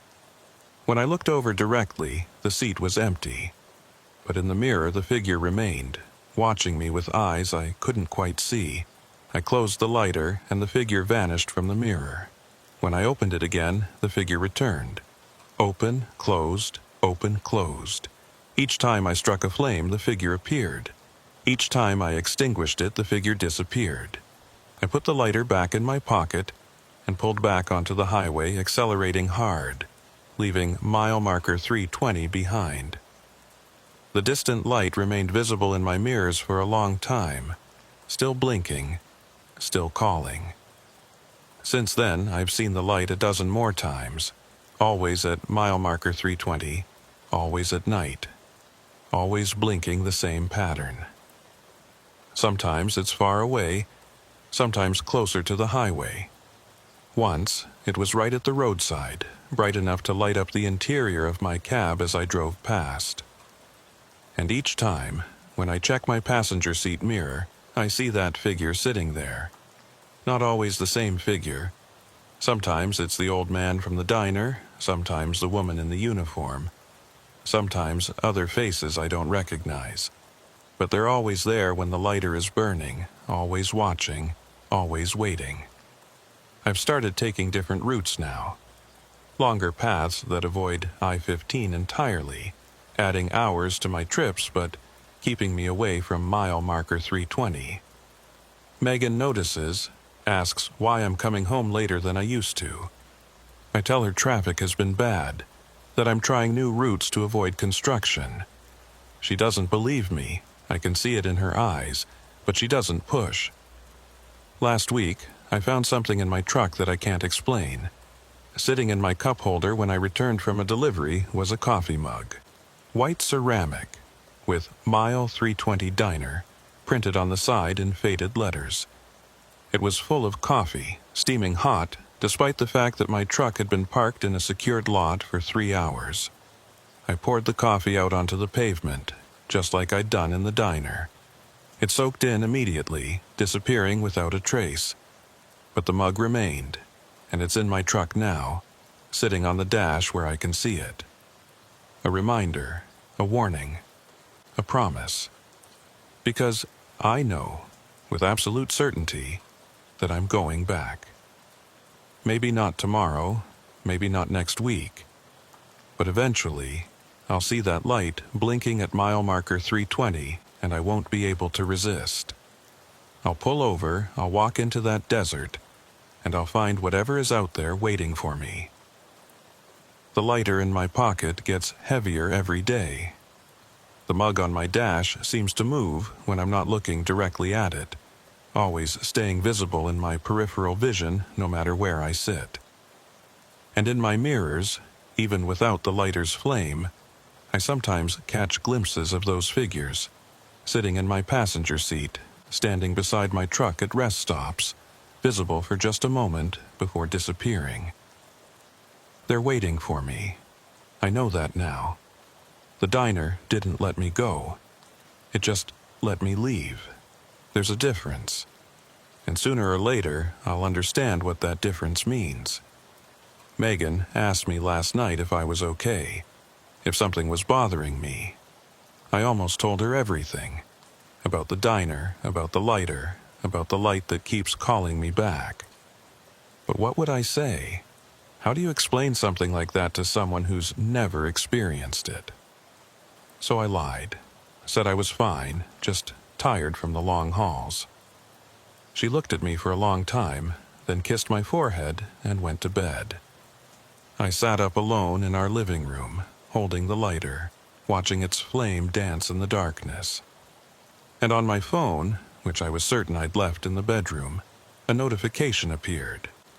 A calendar reminder that I definitely didn't create. Return to mile 320, Friday, 2:40 a.m. 2 days from now. I tried to delete it, but 3 more appeared immediately, scheduled for every Friday at 2:40 a.m. stretching months into the future. I turned off the phone, but when I turned it back on an hour later, the reminders were still there, waiting. Yesterday, I drove past mile marker 320 during the day. The sun was bright. The desert looked normal, no sign of anything unusual. But when I looked at my GPS, it showed a pin dropped at that exact location. Zoomed in, the pin was labeled, "Home, visit soon, home." That's what it called the diner. Home. And the terrible thing is, part of me agrees. Part of me remembers that cold diner with something almost like fondness, like nostalgia for a place where time stopped and decisions didn't matter and everything was frozen in eternal present. Tonight is Thursday. Tomorrow is Friday. I have a load scheduled for Saturday morning, Phoenix to Salt Lake, my regular route, which means I'll be passing mile marker 320 tomorrow night, right around 2:40 a.m. if I keep my usual pace. I could refuse the load, could call in sick, take a different route, drive during the day instead of at night. But I know it won't matter. The diner will find me. The light will appear wherever I am, blinking its message, calling me home. Megan is asleep in the next room. I can hear her breathing, steady and peaceful, unaware of any of this. Tomorrow, I'll kiss her goodbye and climb into my truck and head south, like always. And when I reach mile marker 320, I'll see that light. And this time, I think I'll stop. Not because I want to, but because the lighter in my pocket is burning now. Even though it's closed, even though there's no flame visible, I can feel it, hot against my thigh, growing warmer with each passing hour. And the mug on my dash is full again, steaming, though I poured it out this morning. The pattern is reasserting itself. Whatever I broke when I poured out that first coffee, whatever rule I violated to escape, it's being fixed now. The system is correcting itself, drawing me back in, making sure the collection is complete. In my mirrors right now, as I sit here writing this, I can see them. All of them.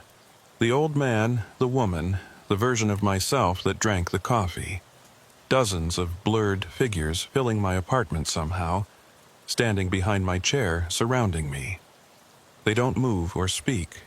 They just watch, waiting. The lighter is hot enough now that it's burning through my pocket, scorching my skin. But when I reach for it, wanting to throw it across the room, my hand stops.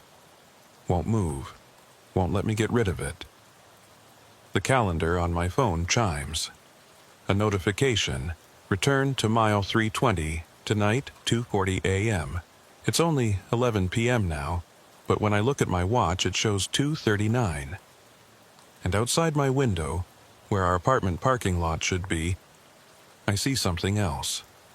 Gravel, desert, and in the distance, lights. Warm yellow lights from a building that shouldn't exist, that can't exist, but does anyway. The mile 320 diner. It's not at mile marker 320 anymore. It's here, or I'm there. Or we were always in the same place and I just didn't realize it. Megan is still sleeping in the next room. Will still be sleeping there when I leave. Or maybe she never existed at all. Maybe this apartment, this life, was just the space between visits, the illusion I lived in while waiting to return to where I actually belong. I'm standing now, though I don't remember standing. Walking toward the door, though I don't remember deciding to walk.